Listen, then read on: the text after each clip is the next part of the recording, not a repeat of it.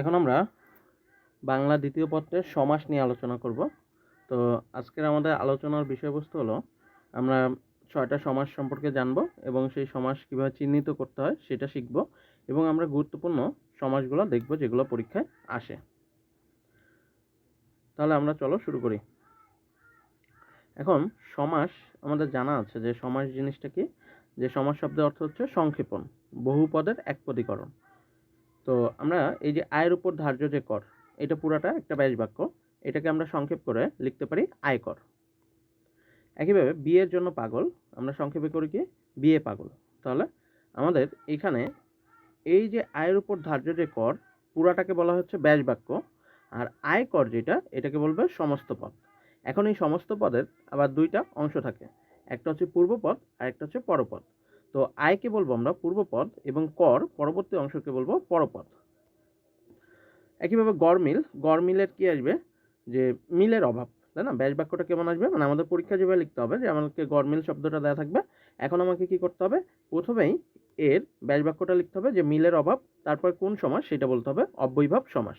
তো এটা কিভাবে অব্যয়ীভাব সমাস হলো এগুলো আমরা একটু পরেই দেখবো, ঠিক আছে? আপাতত জেনে রাখলাম যে কিভাবে লিখতে হয়। আচ্ছা, এবার আমরা জেনে আসি যে সমাস কয় প্রকার। 6 প্রকার, এটা আমরা জানি। বর্তমান বইতে যদিও 4 প্রকার দেওয়া আছে, তো আমরা 6 প্রকারটাই ফলো করব।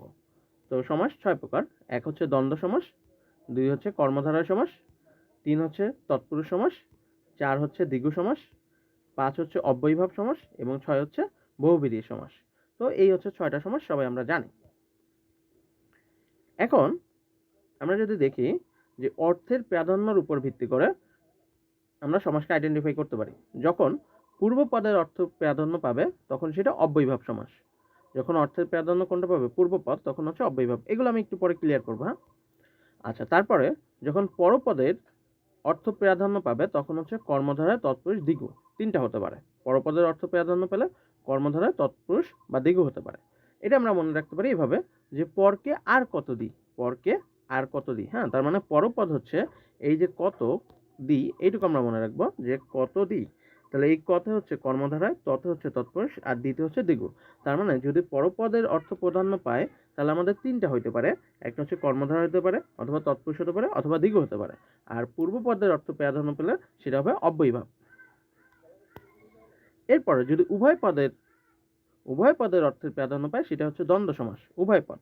আচ্ছা, যে কোনো দ্বন্দ্ব মানে কি মারামারি, এই যে লাঠি লাঠি দিয়ে মারামারি হচ্ছে, তো এইখানে দ্বন্দ্ব করতে গেলে অবশ্যই উভয় দুইটা পক্ষ লাগবে, তাই না? একা একা তো আর দ্বন্দ্ব হয় না, মারামারি হয় একা একা, নিজের সাথে নিজের হয় না। তাহলে দ্বন্দ্ব হতে গেলে দুইটা পক্ষ লাগবে, তার মানে উভয় পক্ষই এখানে প্রধান থাকবে, উভয় পদেরই অর্থের প্রাধান্য থাকবে। আর এখানে মাথায় রাখবো লাঠি থাকবে, লাঠি মানে আমরা একটা হাইপেন, হ্যাঁ, যেগুলো আমরা হাইপেন দেখবো সেগুলো মোটামুটি বেশিরভাগ ক্ষেত্রে আমরা সেগুলোকে দ্বন্দ্ব সমাস বলে দিতে পারবো। আচ্ছা, এরপরে কোনো পদই যখন হবে না, মানে পূর্ব পদের অর্থ প্রাধান্য পেলে অব্যয়ীভাব, পরপদের হলে হচ্ছে কত দিই মনে রাখবো, অর্থাৎ কর্মধারয় তৎপুরুষ দ্বিগু, আর উভয় পদের অর্থ প্রাধান্য পেলে দ্বন্দ্ব সমাস। আর যখন কোনো পদই নয়, হ্যাঁ, তখন হচ্ছে বহুব্রীহি, ঠিক আছে? আচ্ছা, যারা বিড়ি খায়, ঠিক আছে, যারা এই যে বিড়িখোর, তারা কি করে, উল্টাপাল্টা কথা বলে, নেশা করে, তাই না? তো যখন উল্টাপাল্টা কথা বলবে তখন সেইটা কে আমরা বলবো কি কোনো পদই না, মানে কোনো পদের কথাই বলছে না, পূর্ব পদের কথা বলছে না, পরপদের কথা বলছে না, দুইটা পদের কথা তো বলছেই না। যখন কোনো পদের কথাই বলবে না তখন সেটা হচ্ছে কি বিড়িখোর আমাদের, হ্যাঁ, বহুব্রীহি সমাস। আচ্ছা, তাহলে অর্থের প্রাধান্যের উপর আমরা পেলাম হচ্ছে পূর্বপদের হলো অব্যয়ীভাব, পরপদ হলে কি পরকে আর কত দিয়ে, অর্থাৎ কর্মধারা তৎপুরুষ দ্বিগু, আর উভয় পদে হলো দ্বন্দ্ব সমাস, আর কোনো পদে নয় হচ্ছে বহুব্রীহি। এবার আমরা যদি দেখি যে হরতাল, হ্যাঁ, এই যে পূর্ব পদে যদি আমাদের কোনো অব্যয় থাকে তাহলে সেটা অব্যয়ীভাব সমাস, খুব সহজ। পূর্ব পদে যদি অব্যয় থাকে, এই যে আমাদের হর, তালের অভাব, হ্যাঁ, হরতালকে আমরা ব্যাস বাক্য করলে তালের অভাব পাচ্ছি। আচ্ছা, তো এই যে হর দেখলাম, প্রথমে কি একটা অব্যয় দেখলাম, তাহলে সেটা অব্যয়ীভাব সমাস বলে দেবো, ঠিক আছে? একটু পরে আমরা আরো ডিটেলে শিখবো, হ্যাঁ। মা বাবা, এই যে যে হাইপেন আছে, আমরা বললাম যে হাইপেন থাকলে, হ্যাঁ, লাঠি থাকলে সেটা দ্বন্দ্ব সমাস।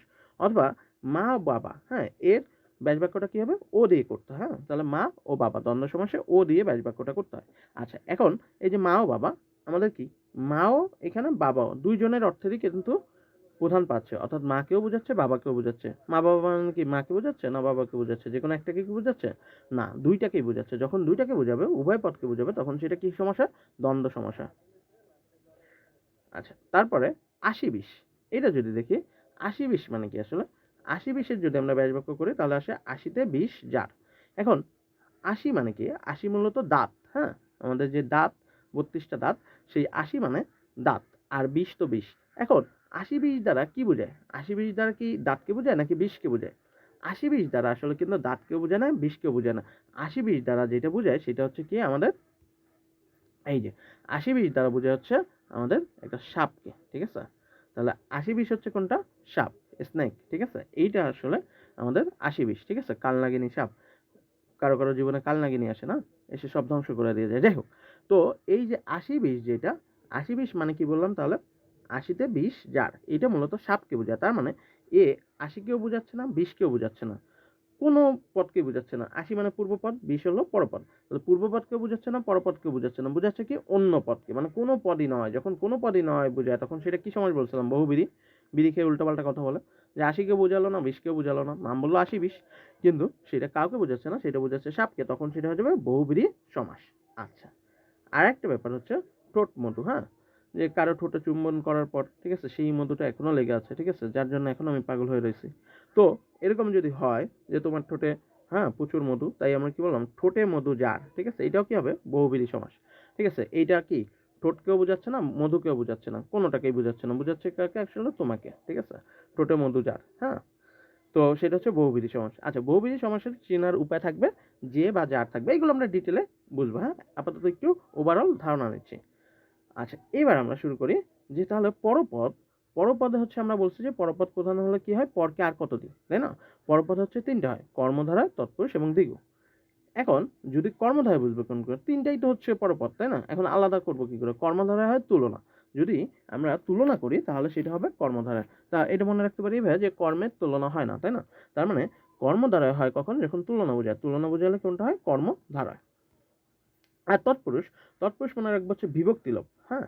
তৎপুরুষে কি হয়? বিভক্তি লোপ হয়, মানে পুরুষের শক্তি লোপ পায়। মনে রাখবো পুরুষের কি আস্তে আস্তে শক্তি লোপ পাচ্ছে না? আগে কি পুরুষরা অনেক শক্তিশালী ছিল, তাই না? মেয়েদের অত্যাচার করতে, ইয়া করতে। আর এখন কিন্তু উল্টা, মেয়েরা উল্টা অত্যাচার করে, এই যে এই ছবিটার মতো, ঠিক আছে? মেয়েরা আরো আসলে রুসুম টাসুম দেয়, তাই না? তাহলে এই যে পুরুষের শক্তি লোপ, এটা দিয়ে মনে রাখবো যে পুরুষের কি লোপ পায়? বিভক্তি লোপ পায়। অর্থাৎ তৎপুরুষ সমাসের কি? বিভক্তি লোপ। বিভক্তি লোপ পাইলে কোন সমাস? তৎপুরুষ। বিভক্তি লোপ পাইলে কোন সমাস? তৎপুরুষ, ঠিক আছে? শক্তি লোপ, বিভক্তি লোপ, এভাবে মনে রাখবো, ঠিক আছে? আচ্ছা। আর কর্মের তুলনা, মানে তুলনা বোঝালে সেটা হচ্ছে কর্মধারয়। আর দ্বিগু সমাস, দ্বিগু, দ্বি শব্দের অর্থ কি? দুই না? দুই কি একটা সংখ্যা না? তাহলে যেটা সংখ্যা বোঝাবে সেটা হচ্ছে দ্বিগু সমাস। তাহলে আমরা বুঝতে পারলাম যে পরপদের অর্থ প্রাধান্য পেলে 3টা সমাস হতে পারে। কর্মধারয় হতে পারে, তৎপুরুষ হতে পারে, দ্বিগু হতে পারে। তার মানে আমরা কি করব? কর্মধারয় হচ্ছে আবার তুলনা বোঝাবে, তৎপুরুষ হচ্ছে কি বিভক্তি লোপ পাবে, আর দ্বিগু হচ্ছে কি সংখ্যা বোঝাবে। আচ্ছা, আমরা একটু উদাহরণ দেখি। এই যে বললাম চন্দ্রমুখ, এই যে তোমার চন্দ্রমুখ, তাই না? তোমাকে যদি বলা হয় যে তোমার মুখটা কি চন্দ্রের নয়, তাই না? চাঁদের মতো মুখ, ঠিক আছে? যার জন্য প্রেমে পাগল। আচ্ছা, তো এই যদি হয় চন্দ্রমুখ হয়, তাহলে এই চন্দ্রমুখ যদি বলি, এখানে কি আসলে চন্দ্রকে বোঝাচ্ছে না মুখকে বোঝাচ্ছে বলো তো? কোনটাকে বোঝাচ্ছে? চন্দ্রমুখ যদি বলি আমরা, চন্দ্রকে বোঝায় না মুখকে বোঝায়? মেইনলি মুখকে বোঝায় না? তার মানে কি আমাদের পরপদকে বোঝানো হচ্ছে না? পরপদকে বোঝানো হচ্ছে, তাই তো? আচ্ছা, তাহলে পরপদকে বোঝাইলে তো 3টা হইতে পারে। কর্মধারয় হইতে পারে, তৎপুরুষ হইতে পারে, অথবা দ্বিগু হইতে পারে। তো কোনটা হবে? আমরা বললাম যে যদি এইটা একটা তুলনা করা হয় চন্দ্রের সাথে, কি মানে মুখের সাথে চন্দ্রের কি করা হচ্ছে? একটা তুলনা করা হচ্ছে। তুলনা হলে সেটা কি কর্মের তুলনা হয় না, মানে কি কর্মধারয় সমস্যা হয়, ঠিক আছে? আচ্ছা, তারপরে দেখি রাজপথ। আচ্ছা, এই রাজপথ দিয়ে আমরা কি পথকে বোঝাচ্ছি নাকি রাজাকে বোঝাচ্ছি? অবশ্যই রাজাকে বোঝাচ্ছি না, আমরা কাকে বোঝাচ্ছি? একটা পদকে বোঝাচ্ছি, তাই না? তার মানে এখানে কার অর্থের প্রাধান্য পাচ্ছে? পরপদের অর্থ প্রাধান্য পাচ্ছে। পরেরটা, পরেরটা অর্থ প্রাধান্য পেলে কি হয়? 3টাই হয়। কি হয়? কর্মধারয়, তৎপুরুষ, আর কি দ্বিগু। এখন কোনটা হবে? দেখা যাচ্ছে হচ্ছে এটার ব্যাস বাক্যগুলো জানতে হবে, হ্যাঁ? ব্যাস বাক্যগুলো মুখস্থ করলে সব ওকে হয়ে যাবে, হ্যাঁ? তাহলে রাজপথ কি আসলে? পথের রাজা। এখন এই যে পথের রাজা, আমাদের কি এখানে মূলত এর এইটা লোপ পাইছে না? এর এগুলো কিন্তু বিভক্তি। একটু পরে আমরা জানবো যে বিভক্তি কোনগুলো, হ্যাঁ? তো এর আপাতত জেনে রাখলাম যে এর কিন্তু একটা বিভক্তি, ষষ্ঠী বিভক্তি, ঠিক আছে? তো এই যে যেহেতু এটা বিভক্তি, এখানে বিভক্তি লোপ পাইছে, এর কথাটা লোপ পাইছে না? পথের রাজা, হ্যাঁ? পথ রাজা বা রাজপথ, এর কথাটা লোপ পাইছে, সেই কারণে এটা হবে তৎপুরুষ সমাস, ঠিক আছে? আচ্ছা, এটা আরো ক্লিয়ার হবে, হ্যাঁ? আমরা একটু ধৈর্য ধারণ করে দেখি। এরপর কি আছে? চৌরাস্তা। চৌরাস্তা কি? এই যে আমি যদি দেখি এখানে চৌরাস্তা বলতে, চৌরাস্তা বলতে কি রাস্তাকে বোঝাচ্ছে নাকি চৌকে বোঝাচ্ছে? চৌরাস্তা বলতে আমাদের কোনটাকে বোঝাচ্ছে? অবশ্যই চৌকি বোঝাচ্ছে না, রাস্তাকে, যে অনেকগুলো 4টা রাস্তাকে বোঝাচ্ছে, তাই না? মেইনলি কি এখানে প্রধান কোনটা? রাস্তার কথাটা, তাই না? তার মানে পরপদের অর্থ প্রাধান্য পাচ্ছে। পরপদের অর্থ প্রাধান্য পেলে কোনটা হয়? আমরা জানি যে কর্মধারয় অথবা তৎপুরুষ অথবা দ্বিগু হয়। তো কোনটা হবে? কর্মধারয় হবে নাকি তৎপুরুষ হবে নাকি দ্বিগু হবে? আমরা বলেই দিছি যে হচ্ছে যদি সামনে দেখি একটা সংখ্যা দেখি, চৌ মানে কি? 4 না, সংখ্যা। সংখ্যা হইলে কোন সমাস হয়? দ্বিগু সমাস হয়। এই কারণে দ্বিগু হইছে। ঠিক আছে? আমার মনে হয় বোঝা গেছে। আচ্ছা, তারপরে আমরা যদি দেখি,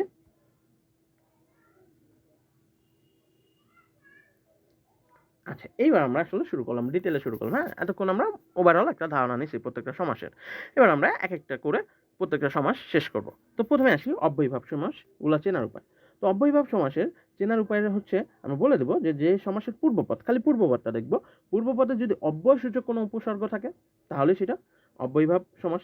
এখন অব্যয়সূচক উপসর্গ মেইনলি কোনগুলো থাকবে? হ্যাঁ, এই যে এই কটা মুখস্থ করবো, যে উপহার মনে রাখবো, উপহার, উপহার মানে গিফট যেটা, কিন্তু উপ আর হর আসলে মানে, ঠিক আছে? যে উপহার, হ্যাঁ, উপহার, প্রতিদূর, ঠিক আছে, গড়নির, যথাফি, অনু হাবে, অনু হাবে, এভাবে মুখস্থ রাখবে একদম। হ্যাঁ, যে যথাফি অনু হাবে, ঠিক আছে, গড়নির, প্রতিদূর, প্রতিদূর, উপহার, ঠিক আছে? তো এই যে এইগুলা যদি প্রথমে দেখতে পাই তাহলেই ধরে নেব সেটা হচ্ছে আমাদেরকে অব্যয়ীভাব সমাস। খুবই যে এগুলো যদি সামনে দেখি অব্যয়ীভাব সমাস, চোখ বন্ধ করে। তাহলে দেখা যাক আমাদের উপযোগে যদি থাকে, হ্যাঁ, তাহলে উপযোগে কি? যেরকম উপযোগে আসে সাদৃশ্য বা ক্ষুদ্রতা বা সমীপ্য অর্থে বোঝাবে, ঠিক আছে? আচ্ছা, উপ দেখলেই আমাদের কেমন হয়? আর উপ থাকলে আমরা সদৃশ বা ক্ষুদ্র বসায় দিব, হ্যাঁ, বা সমীপ্য বসাবো। যেরকম এই যে উপবন, আমি এটার ব্যাস বাক্য কি করব? বনের সদৃশ বা ক্ষুদ্র, ক্ষুদ্র বন বা বনের সদৃশ, যেভাবে বললেই হচ্ছে, ঠিক আছে? ওই যে উপ থাকলে আমরা কি বসে দেবো? সদৃশ বসে দেবো, ঠিক আছে? সদৃশ বসে দেবো। আর উপ শব্দটা দেখে এটা কি বলে দেবো? অব্যয়ীভাব সমাস, ঠিক আছে? এগুলো কোন সমাস? অব্যয়ীভাব সমাস। উপবন। এবার উপশহর কি হবে? শহরের সদৃশ। কোন সমাস? অব্যয়ীভাব সমাস। তারপরে কি আছে? উপজেলা, জেলার সদৃশ, ঠিক আছে? তাহলে কি এটা অব্যয়ীভাব, ঠিক আছে? এখানে যা লিখবো সবই এখন অব্যয়ীভাব সমাস। ওকে, আচ্ছা, তারপরে এরপরে আসে কি? এই যে উপনেতা, তাহলে কি আসবে? নেতার সদৃশ, নেতার সদৃশ, অব্যয়ীভাব সমাস। উপশব্দটা দেখতেছি, উপমন্ত্রী, ব্যাস বাক্য কি করবো? মন্ত্রী সদৃশ, ঠিক আছে? উপর জায়গায় সদৃশ বসিয়ে দিচ্ছি। উপদ্বীপ কি বলবো? দ্বীপের সদৃশ। ওকে, উপাচার্য কি লিখবো? আচার্যের সদৃশ। এরপর কি? পত্নী কি আসবে? পত্নীর সদৃশ, তাই তো? এরপর কি আছে? উপকূল। আচ্ছা, এইখানে আসে উপকূল, এটা মনে রাখবো কুলের সমীপে বলতে হবে। এখানে আর কুলের সদৃশ বললে হবে না। উপকূল শব্দটা মনে রাখবো কুলের সমীপে বা কুলের কাছে। আর হচ্ছে উপকণ্ঠটাও মনে রাখবো কণ্ঠের সমীপে বা কণ্ঠের কাছে, ঠিক আছে? তাহলে এই দুটো মনে রাখবো, উপকূল আর উপকণ্ঠ, ঠিক আছে? তাহলে এগুলোর ব্যাস বাক্য একটু অন্যরকম। ওকে, আচ্ছা, তাহলে এগুলো দেখলে দেখলে আমরা কি বসে দিচ্ছি? অব্যয়ীভাব সমাস বসে দিচ্ছি, ঠিক আছে? আচ্ছা, নেক্সট দেখি। নেক্সট কি আছে? যে আমাদের হর যোগে, উপর পর তো হর বললাম না, তাহলে হর যোগে, হরটা হচ্ছে কি বোঝায়? পৌনঃপুনিকতা বা প্রত্যেক অর্থ বোঝায়। আচ্ছা, এই হর যোগে থাকলে আমরা দুই রকম ভাবে করবো, একটা হচ্ছে দুইবার লিখবো অথবা অভাব লিখে দিব, ঠিক আছে? কেমন? একটু উদাহরণ দেখি। কি আছে? হর রোজ, হর রোজ, জাস্ট রোজ দিয়ে দুইবার লিখে দেবো, রোজ রোজ। কোন সমাস? কোন সমাস? অবশ্যই অব্যয়ীভাব, কারণ প্রথমে হর দেখলাম, অব্যয়ীভাব, চোখ বন্ধ করে দিব। এরপর কি? হর হামেশা, তাহলে হরের জায়গায় কি বসে দেবো? দুইবার বসাবো, হামেশা হামেশা। তারপর একটা কি আছে? হরদম, কি হবে? দমে দমে, দমে দমে, এটা দমদম না, একটু মনে রাখবো, দমে দমে লিখবো, ঠিক আছে? দমে দমে। তো দমে দমে, এই হর দেখে এগুলো কি? অবশ্যই অব্যয়ীভাব সমাস, তাই না? একদম চোখ বন্ধ করে হর অক্ত কি বসে দেবো? চোখ বন্ধ করে অব্যয়ীভাব সমাস। আর ইয়াটা হবে কি? ব্যাস বাক্যটা কি হবে? অক্তে অক্তে, ঠিক আছে? দুইবার। এবার হর গিজ কি লিখবো? গিজ গিজে, হ্যাঁ, গিজে গিজে, গিজে গিজে, ঠিক আছে? আচ্ছা, তারপর একটা কি? হর কিশমিশ কি লিখবো? কিশমিশ কিশমিশ, ডাবল করে দেবো, দুইবার করে দেবো, হ্যাঁ। তারপর কি? হরতাল, এইটা খালি মনে রাখবো যে এটা আমাদের অভাব লিখতে হয়, তালের অভাব, হরতাল তালের অভাব, ঠিক আছে? তাহলে হরতাল তালের অভাব, ওই যে গরমিল, ওটা আসবে আমাদের, হ্যাঁ, মিলের অভাব, ঠিক আছে? কিছু অভাব থাকে, ঠিক আছে? যাই হোক, আমরা এগুলো মুখস্থ রাখবো। তাহলে এই যে এগুলো কি? অব্যয়ীভাব সমস্যা। আচ্ছা, তারপরে আমরা চলে যাই তারপরেরটা দেখি। প্রতিযোগে, হ্যাঁ, প্রতি থাকলে কি আসবে? দুইবার লিখবো অথবা বিরুদ্ধ অথবা বিপরীত বা অনুরূপ লিখবো, ঠিক আছে? তাহলে প্রতিদিন দুইবার লিখে দিই, দিন দিন। প্রতি থাকলে কি? অব্যয়ীভাব সমাস, এগুলো সব অব্যয়ীভাব সমাস, তাই না? তারপর প্রতিজন কি লিখবো? জনে জনে। প্রতি রাত, রাতে রাতে, হ্যাঁ। প্রতি বছর, বছরে বছরে, ঠিক আছে?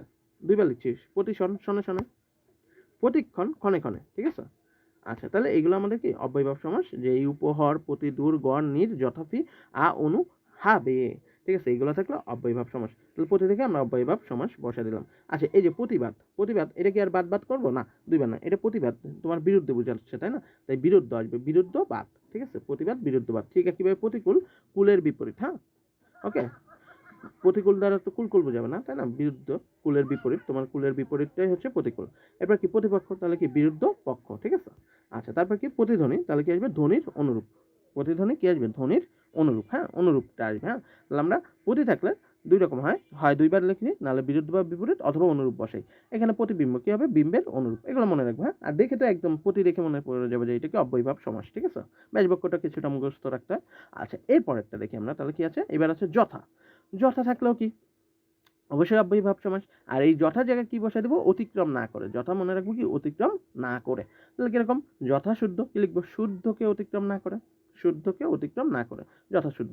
যথা বিধি কি আসবে, বিধিকে, বিধির শেষেরটাকে, হ্যাঁ, বিধিকে অতিক্রম না করে, শেষেরটা আগে লিখবো, বিধিকে অতিক্রম না করে, ঠিক আছে? অতিক্রম না করে, যথা দেখি কি অব্যয়ভাব সমাস বসাই দেবো, যথার্থ, তাহলে কি অর্থকে অতিক্রম না করে, তারপর কি যথাসাধ্য, সাধ্যকে অতিক্রম না করে, তারপর হচ্ছে কি যথাসম্ভব, সম্ভবকে অতিক্রম না করে, ওকে? তাহলে এই আজকে আমরা বুঝে ফেললাম। এরপরে কি, ফি যোগে। ফি থাকলে আমরা কি করবো, দুইবার লিখে দেবো, যেরকম কিরকম, এই যে ফি সন, তাহলে কি লিখবো, সন সন। তারপর কি ফি হপ্তা, হপ্তা হপ্তা। এই ফি দেখে কি অব্যয়ভাব বসাই দেবো একদম, ফি রোজ, রোজ রোজ। তারপর কি ফি বছর, বছর বছর। তবে ফি দিন, দিন দিন। ওকে, তাহলে এগুলো অব্যয়ভাব সমাস। আচ্ছা, তারপর কি আছে, অনুযোগে। অনু থাকলে আমরা হয় দুইবার লিখবো, নাহলে পশ্চাৎ লিখবো, হ্যাঁ, দুইবার অথবা পশ্চাৎ, যেরকম কিরকম, অনুক্ষণ, ক্ষণে ক্ষণে, দুইবার লিখলাম, ঠিক আছে? অনু দেখলে কি, এগুলো অব্যয়ভাব সমাস। অনুদিন, দিন দিন, সব কি সমস্যা, অব্যয়ভাব সমাস। অনুগমন, এবার গমনের পশ্চাৎ, এটা লিখবো কি, গমনের পশ্চাৎ, ঠিক আছে? পশ্চাৎ লিখবো অথবা দুইবার লিখবো। অনুসরণ, তাহলে কি, স্মরণের পশ্চাৎ, ওকে? তো এগুলো মনে রাখতে হবে যে কোনটা একটু আমি পশ্চাৎ লিখবো, কোনটা হচ্ছে দুইবার লিখবো, একবার পড়লেই হয়ে যাবে আসলে, ঠিক আছে? আচ্ছা, তারপরে আসি আযোগে, হ্যাঁ। থাকলে কি হয়, দুই রকম হয়, একটা হচ্ছে পর্যন্ত অথবা ঈষৎ অর্থে, ঠিক আছে? আচ্ছা, তার প্রথমে আমরা পর্যন্ত অর্থে দেখি, যেরকম আকণ্ঠ, কি লিখবো, কণ্ঠ পর্যন্ত। দেখলি ভাই আকণ্ঠ, তুমি কি অব্যয়ভাব বসাই দিবা, ঠিক আছে? কণ্ঠ পর্যন্ত। আচ্ছা, তারপরে জন্ম, কি, জন্ম পর্যন্ত, জন্ম, জন্ম পর্যন্ত। এরপর কি জীবন, কি আসবে, জীবন পর্যন্ত। এরপর কি মরণ, তাহলে কি আসবে, মরণ পর্যন্ত। যে মরণ আমি তোমাকে ভালোবেসে যাবো, জীবন তোকে আমি ভালোবেসে যাবো, তাহলে জীবন, জীবন পর্যন্ত, ঠিক আছে? মরণ, হ্যাঁ, মরণ পর্যন্ত, মরণ আমি তোকে ভালোবেসে তো যাবো, তুই বাসিস বা না বাসিস, তাহলে এরকম, ঠিক আছে? তাহলে মরণ, মরণ পর্যন্ত, তাহলে এটা কি আসবে, অব্যয়ভাব সমাস। এরপর কি আমূল, মূল পর্যন্ত। তারপর কি আপাদ মস্তক, কি আসবে, পা থেকে মস্তক পর্যন্ত, ঠিক আছে? আপাদ মস্তক, পা থেকে মস্তক পর্যন্ত। এরপর কি সমুদ্র হিমাচল, তাহলে কি বলবো, সমুদ্র থেকে হিমাচল পর্যন্ত। তাহলে এই যে দিয়ে পর্যন্ত বুঝাচ্ছি কিন্তু, হ্যাঁ, তাহলে একটু মুখস্থ রাখতে হবে। আর এই থাকলে কি হবে, অব্যয়ভাব সমাস, ঠিক আছে? এবার যেন লম্বিত, তাহলে যেন, জানো মানে কিন্তু হাঁটু, হ্যাঁ, তাহলে জানো পর্যন্ত লম্বিত, যেন লম্বিত। আচ্ছা, এইবার আমরা এর সাথে, আমরা তো বললাম দুই রকম হয়, তাই না? একটা হচ্ছে পর্যন্ত, আর একটা হচ্ছে ঈষৎ অর্থে। তাহলে আমরা পর্যন্ত অর্থে দেখছি, এবার ঈষৎ অর্থে দেখি। যেরকম কি আছে, রক্তিম, তখন বলবো ঈষৎ রক্তিম, জায়গায় ঈষৎ বসে দেবো, ঈষৎ রক্তিম। কোন সমাস, অব্যয়ভাব সমাস। কারণ দেখলেই, শুরুতে দেখলে সেটা কি, অব্যয়ভাব সমাস, ঠিক আছে? আচ্ছা, নত, তাহলে ঈষৎ নত, জায়গায় ঈষৎ, ঠিক আছে? এই আমরা বুঝে ফেললাম। এরপরে যদি আমরা দেখি, তারপরে কি আছে অব্যয়ভাব সমাসের। এরপরে আমরা দেখবো যে যে সমাসের পূর্বপদে অব্যয়সূচক উপসর্গ থাকে, সেটা আমরা জানি যে অব্যয়ভাব সমাস হয়। একটু আবার রিপিট করি, উপহর, প্রতিদূর, গড়, নির, যথাফি, অনু, হাবে, তাই না? তাহলে অব্যয়ভাব সমাস। আচ্ছা, এগুলো আমরা জানতাম। এবার অভাব অর্থে কিছু অব্যয়ভাব সমাস হয়, অভাব অর্থে, ঠিক আছে? কিছু অভাব থাকে, এই যে নির থাকলে নিরামিষ, আমিষের অভাব, নিরামিষ আমিষের অভাব। তারপর হচ্ছে কি গড়, মিল, মিলের অভাব, ঠিক আছে? মুখস্থ রাখবে। ভাত, ভাতের অভাব। তারপর হচ্ছে কি ঘর, ঘরের অভাব, হ্যাঁ। দুর্ভিক্ষ, ভিক্ষার অভাব। হরতাল, তালের অভাব, ঠিক আছে? আচ্ছা, ব্যতিক্রম শুধু একটাই আছে আমাদের, এটা একটু মনে রাখবো ব্যতিক্রমটা, যে উদ্বেল, বেলাকে অতিক্রম, উদ্বেল, বেলাকে অতিক্রম, ঠিক আছে? সেইটাও কি আমাদের, অবশ্যই উদ্বেলটাও কি অব্যয়ভাব সমাস, উদ্বেলটা মনে রাখবো, বেলাকে অতিক্রম, ঠিক আছে? ওকে, তাহলে আমরা বুঝে ফেলাম। এবার যদি পরপদে টে থাকে, টে থাকলেও সেটা অব্যয়ভাব সমাস হয়। আর টে জায়গায় আমরা ঈষৎ বসে দেবো, টে থাকলে কি ঈষৎ বসে দেবো, পরপদে যদি টে থাকে, মানে শেষে যদি টে থাকে, যেরকম কেমন, এই যে উদাহরণ দেখলে বোঝা যাবে। ঘোলাটে কি হবে, ঈষৎ ঘোলা, টে জায়গায় ঈষৎ বসে দিছি, আগে বসে দেবো ঈষৎটা, ঈষৎ ঘোলা। তারপর হচ্ছে কি, এগুলো কি সব অব্যয়ভাব সমাস, ওকে? রোগাটে কি আসবে, ঈষৎ রোগা, অব্যয়ভাব সমাস। তারপর তামাটে কি আসবে, ঈষৎ তামা। তাহলে লম্বাটে, টের জন্য ঈষৎ বসে দেবো, ঈষৎ লম্বা, ঠিক আছে? তারপর কি পাতলাটে, ঈষৎ পাতলা, ঠিক আছে? তারপর কি তিতকুটে, ঈষৎ তিতো বা ঈষৎ তিতা, ওকে? তিতকুটে, এটা একটু মনে রাখবো, ঈষৎ তিতো বা তিতা। এবার বখাটে, ঈষৎ বকা বা খারাপ। আমরা দেখি যে পোলাপান হচ্ছে বখাটে ছেলেদেরই প্রেমে পড়ে বেশি, তাই না? আচ্ছা, তারপরে আষ্টে কি আসবে, ঈষৎ আমিষ, ঠিক আছে? আষ্টে ঈষৎ আমিষ, হ্যাঁ, ঈষৎ আমিষটা কিন্তু খুব ইম্পর্টেন্ট, হ্যাঁ, আষ্টে ঈষৎ আমিষ। আচ্ছা, এবার আসি দ্বন্দ্ব ও কর্ম দ্বারা এই দুইটা সমাসের মধ্যে যদি প্যাচ লেগে যায়, সেটা আমরা ছাড়াবো কি করে। তো আমরা কিন্তু অব্যয়ভাব সমাসটা শেষ করছি। এখন আমরা দ্বন্দ্ব, তারপরে তৎপুরুষ, তারপরে কর্মধারা এক এক করে বাদবাকিগুলো শেষ করব। ঠিক আছে? তো দ্বন্দ্ব সমাসটা কেমন হবে বা কর্মধারাটা কেমন? এইটার মধ্যে পার্থক্য করব কি করে?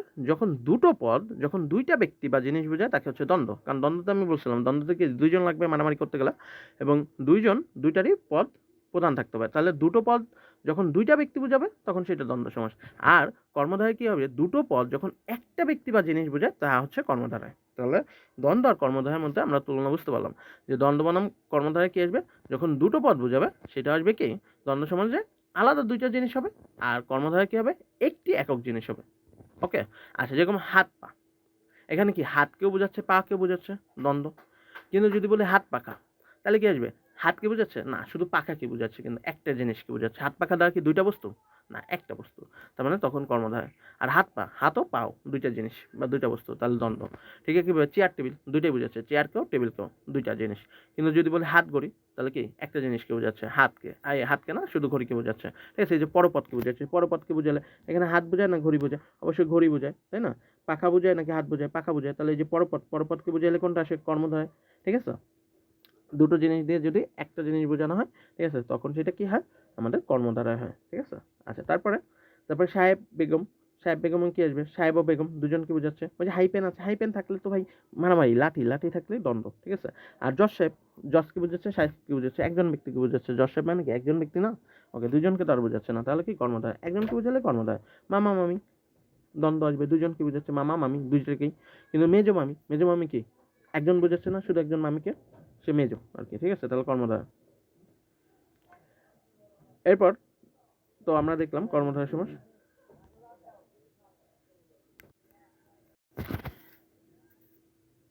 আচ্ছা এরপরে যদি দেখি যে আমাদের কি আছে গোলামবাদী, তাহলে গোলামবাদী এখানে কি গোলামকেও বোঝাচ্ছে আবার বাদীকেও বোঝাচ্ছে, তাহলে দ্বন্দ্ব সমাস। কিন্তু যদি খাস গোলাম বলা হয়, খাস গোলাম মানে একজন ব্যক্তিকে বোঝানো হচ্ছে, তার মানে কর্মধারয়। এরপর যদি দেখি চাল ডাল, চালও বোঝাচ্ছে ডালও বোঝাচ্ছে, দ্বন্দ্ব। কিন্তু চাল কুমড়া একটা জিনিস, রাইট? চাল কুমড়া একটা জিনিস, চাল ডাল হচ্ছে ২ টা জিনিস, তাহলে হচ্ছে কর্মধারা। ঠিক আছে? চাল কুমড়া হবে কর্মধারা আর ২ টা জিনিস যেহেতু চাল ডাল, তাহলে দ্বন্দ্ব। খাতা কলম, খাতাও বোঝাচ্ছে কলমও বোঝাচ্ছে, তার মানে কি দ্বন্দ্ব। আর নীল কলম একটাই বোঝাচ্ছে, তাই না? নীল কলম, কলম একটাই, রাইট? তাহলে কর্মধারা। ওকে, তাহলে ২ টা জিনিস বোঝালে তখন হচ্ছে আমাদের দ্বন্দ্ব, আর একটা জিনিস বোঝালে সেটা হচ্ছে কর্মধারা। এবার দ্বন্দ্বের কিছু শ্রেণীবিভাগ দেখি আমরা। দ্বন্দ্ব অনেক প্রকারের দ্বন্দ্ব আছে, যেরকম মিলনার্থক দ্বন্দ্ব। ২ টা পদের মধ্যে যদি মিল বা সম্পর্ক থাকে তখন হচ্ছে মিলনার্থক, যেরকম বাবা মা, মামা মামি, চা বিস্কুট। হ্যাঁ, চা বিস্কুটের সাথে একটা সম্পর্ক আছে, দুধ ভাত, চাল ডাল, খাতা কলম। হ্যাঁ, হাই পেন দেখলে তো দ্বন্দ্ব, আর এগুলো মিলনার্থক, তাই না? একটার সাথে একটা মিল আছে। এরপর হচ্ছে বিরোধার্থক, যে বিপরীত সম্পর্ক বোঝায়। হ্যাঁ, শত্রু টাইপের, এরকম যে দা কুমড়া। দা কুমড়া হচ্ছে আমরা জানি যে শত্রু, তাই না? কুমড়া দিয়ে দা কেটে ফেলা, মানে দা দিয়ে কুমড়া কেটে ফেলানো হয়। সো দা কুমড়া, তাহলে এটা কি আমাদের একটা বিরোধক দ্বন্দ্ব। ঠিক আছে? মানে দ্বন্দ্ব সমাস। নকুল, ওই আর নকুল এটা হচ্ছে কি? ওই মানে সাপ, নকুল মানে বেজি, তাহলে সাপ বেজির মধ্যে সম্পর্ক হচ্ছে এটা। আর ওই যে সাপে নেউলে, হ্যাঁ, নেউলে মানে বেজি, সেই একই। ঠিক আছে? এদের মধ্যে শত্রুতা সম্পর্ক। আদা কাঁচকলা হচ্ছে শত্রুতা সম্পর্ক। সো এগুলো আমাদের হচ্ছে বিরোধার্থক। এরপর বিপরীতার্থক। বিপরীতার্থক জিনিসটা কি? যে বিপরীত শব্দ হয়। জোয়ারের বিপরীত শব্দ কি? ভাটা। আয়ের বিপরীত কি? ব্যয়। দেশের বিপরীত বিদেশ। ধনী দরিদ্র, ভালো মন্দ, সাদা কালো, স্বর্গ নরক। ঠিক আছে? এগুলো তাহলে আমাদের বিপরীতার্থক দ্বন্দ্ব। সমার্থক কি? যে একই রকম সমার্থক শব্দ বোঝাবে, যেরকম চিঠি পত্র। হ্যাঁ, চিঠি যা পত্র তাই, হাট যা বাজারও তাই, বইও যা পুস্তকও তাই, ঘর যা বাড়িও তাই। ঠিক আছে? এগুলো হচ্ছে সমার্থক দ্বন্দ্ব। আচ্ছা, আরেকটা হচ্ছে সহচর বা প্রায় সমর্থক। হ্যাঁ, মানে প্রায় সমর্থক জিনিসটা কিরকম? যে চাটা, হ্যাঁ, যে প্রায় সমর্থক। এইখানে যেটা মনে রাখবো সেটা হচ্ছে কি? একটা অর্থ থাকবে আর একটা অর্থ নাই। মানে চায়ের অর্থ আছে কিন্তু টা বলে তো কোনো শব্দ নেই। বই টই, টই কি বলে কোনো শব্দ আছে? কাপড় চোপড়, কাপড় আছে, চোপড় বলে কি কোনো শব্দ আছে? না। তাহলে এইগুলো হচ্ছে আমাদের কি? যে সহচর বা প্রায় সমর্থক। বহুপদী দ্বন্দ্ব কোনটা? যেটা দুটির বেশি পদ থাকবে। হ্যাঁ, এটা খুব ইম্পর্টেন্ট, যে বহুপদী দ্বন্দ্ব কোনটা? যেটা দুটোর বেশি পদ থাকবে। যেরকম সাহেব বিবি গোলাম। হ্যাঁ, ৩ জন আছে এখানে, তাই না? সাহেব বিবি গোলাম। নাক কান গলা ৩টা আছে। চন্দ্র সূর্য গ্রহ নক্ষত্র 4টা আছে। তো দুটোর বেশি যেটা থাকবে সেগুলো হচ্ছে দ্বন্দ্ব, বহুপদী দ্বন্দ্ব। ঠিক আছে? আচ্ছা, এরপর আমরা আরো কিছু দ্বন্দ্ব দেখি, যেরকম অলুক দ্বন্দ্ব। হ্যাঁ, অলুক দ্বন্দ্ব হচ্ছে কোনটা? বিভক্তিযুক্ত থাকবে, সেই দ্বন্দ্বকে অলুক দ্বন্দ্ব বলবে। অলুক থেকে আমরা মনে রাখবো অলুপ্ত। অলুপ্ত মানে বিভক্তি লোপ পাবে না, অলুপ্ত। ঠিক আছে? অলুক মনে রাখবো, অলুপ্ত। এখন যেই দ্বন্দ্ব সমাসে যে হচ্ছে বিভক্তি লোপ পাবে না তাকে হচ্ছে অলুক দ্বন্দ্ব বলবো। এবার তাহলে বিভক্তি, এত বারবার বিভক্তি বিভক্তি বলছি, তাহলে চলো বিভক্তি কোনগুলো জেনে আসি। তো এই বিভক্তি মনে রাখার জন্য আমাদের টোটাল 7টা বিভক্তি আছে। তো মনে রাখার জন্য আমি একটা টেকনিক বলছি, যে আমি হচ্ছে ক্রিকেট খেলছি, এটা বিভক্তি কারক বিভক্তি নামে একটা ভিডিও আছে যেখানে আরও ডিটেলে বলা আছে, আমি সংক্ষেপে এখন বলি যে একটা মাঠে খেলা করছি, তো বল মারলাম 6 হয়ে গেল, ঠিক আছে, 6 হয়ে একটা বাড়ির জানালায় পড়লো। এখন ওই বাড়ির জানালার থেকে ওই লোক, ঠিক আছে, তেড়ে বেড়ে হ্যাঁ হাঁক দিছে, হ্যাঁ চিৎকার করে বলতেছে যে কে রে দাঁড়া, কে রে মাঠ থেকে আমার জানালায় বল মারে, কে রে দাঁড়া, কে রে মাঠ থেকে আমার জানালায় বল মারে। তো এইখানে আমরা এইগুলা থেকে আমরা বিভক্তিগুলো জেনে ফেলবো যে কোনটা কোন বিভক্তি। হ্যাঁ, বিভক্তিগুলো পর আছে। প্রথমা বা শূন্য বিভক্তি এখানে নাই, এখানে শুরু হবে দ্বিতীয়া থেকে, কেড়ে হচ্ছে দ্বিতীয়া, তারপরে দ্বারা হবে তৃতীয়া, তারপরে কেড়ে হবে চতুর্থী, মাঠ কোনো কিছু হবে না।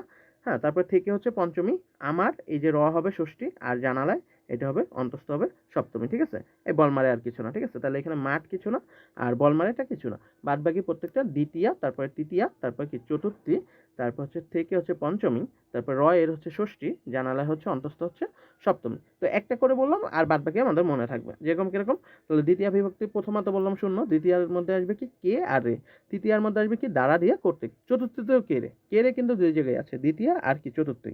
তো দ্বিতীয় আর চতুর্থীর মধ্যে পার্থক্য হচ্ছে চতুর্থীতে কে রেটা কি থাকে, যে শর্ত ত্যাগ থাকে। হ্যাঁ, শর্ত ত্যাগ, ঠিক আছে, কোনো শর্ত থাকবে না। আমরা যখন করবো তখন উদাহরণ দিলে বোঝা যাবে, যেরকম গুরু ভক্তি, গুরুকে ভক্তি। হ্যাঁ, তাহলে এই গুরুকে ভক্তি এইখানে কোনো স্বার্থ নাই, ঠিক আছে, যে এখানে নিঃস্বার্থ থাকবে সেটা হচ্ছে চতুর্থী হয়।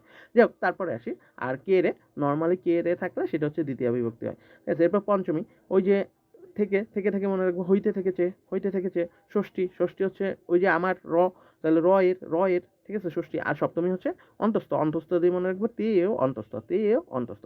তো এইগুলো হচ্ছে আমাদের 7টা বিভক্তি। ওকে, এখন আমাদের যে অলুক দ্বন্দ্বটা কেমন হবে, যে এই যে মায়ে বাপে হাইপেন আছে, তার মানে দ্বন্দ্ব, মায়ে বাপে, মায়ে বাপে, ওই যে এই কার্ডটা চাইলে লোপ পাওয়া যাইতো না, এই কার্ড তো বিভক্তি, মা বাপ তো হইতে পারতো, তাহলে এই যে এই কার্ডটা লোপ পায়নি, তার মানে এটা অলুক হয়ে যাবে। কেমন দ্বন্দ্ব, দ্বন্দ্ব তো বুঝতে পারলাম হাইপেন দেখে, এবং এই কার্ড যেহেতু লোপ পায়নি, বিভক্তিটা যেহেতু লোপ পায়নি, তাহলে হবে অলুক, ঠিক আছে, লোপ না পাইলে অলুক, ঠিক আছে, অলুপ্ত মনে রাখবো, অলুপ্ত, অলুক, অলুক, অলুপ্ত, তাহলে অলুক দ্বন্দ্ব হবে, ঠিক আছে। তারপর কুলে শিলে, ওই সেই একারটা লোপ পায়নি, কুলে শিলে, দুধে ভাতে একার লোপ পায়নি, হাতে কলমে একার লোপ পায়নি, জলে স্থলে একার লোপ পায়নি, দেশে বিদেশে একার লোপ পায়নি। হ্যাঁ, দেশ বিদেশ তো হইতেই পারতো, দেশ বিদেশের দ্বন্দ্ব, শুধু দ্বন্দ্ব, আর দেশে বিদেশে বলে অলুক দ্বন্দ্ব, ঠিক আছে।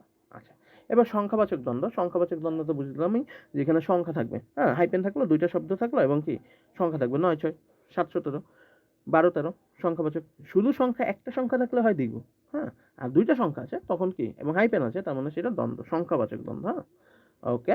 তারপর আমরা যদি দেখি একশেষ দ্বন্দ্ব, এটা খুব ইম্পর্টেন্ট, যে দ্বন্দ্বের দুটো পদ যদি একসঙ্গে যুক্ত হয়ে একটি পদে পরিণত হয়, মানে আমি মনে রাখি মিলেমিশে একাকার একশেষ, মিলেমিশে একাকার একশেষ, মানে কি অনেকটা একসাথে মিলে হয়ে গেছে, হ্যাঁ, এক কথায় প্রকাশের মতো হয়ে গেছে, যে দুইটা পদ কিন্তু একসাথে হয়ে গেছে। এই যে দম্পতি, জায়পতি, একসাথে মিলে দম্পতি হচ্ছে, জায়পতি লেখে না কিন্তু দম্পতি, একসাথে মিলেমিশে একাকার হয়ে গেছে, দম্পতি একটা শব্দে পরিণত হয়ে গেছে। হ্যাঁ, অনেকটা এক কথা প্রকাশের মতো। দম্পতিতে আমি বলছি জায়পতি, যাতায়াত, যাও আসা, ঠিক আছে, যাতায়াত, যাওয়া আসাটা একসাথে মিলে গেছে, যাও আসা, তাহলে এগুলোকে একশেষ দ্বন্দ্ব।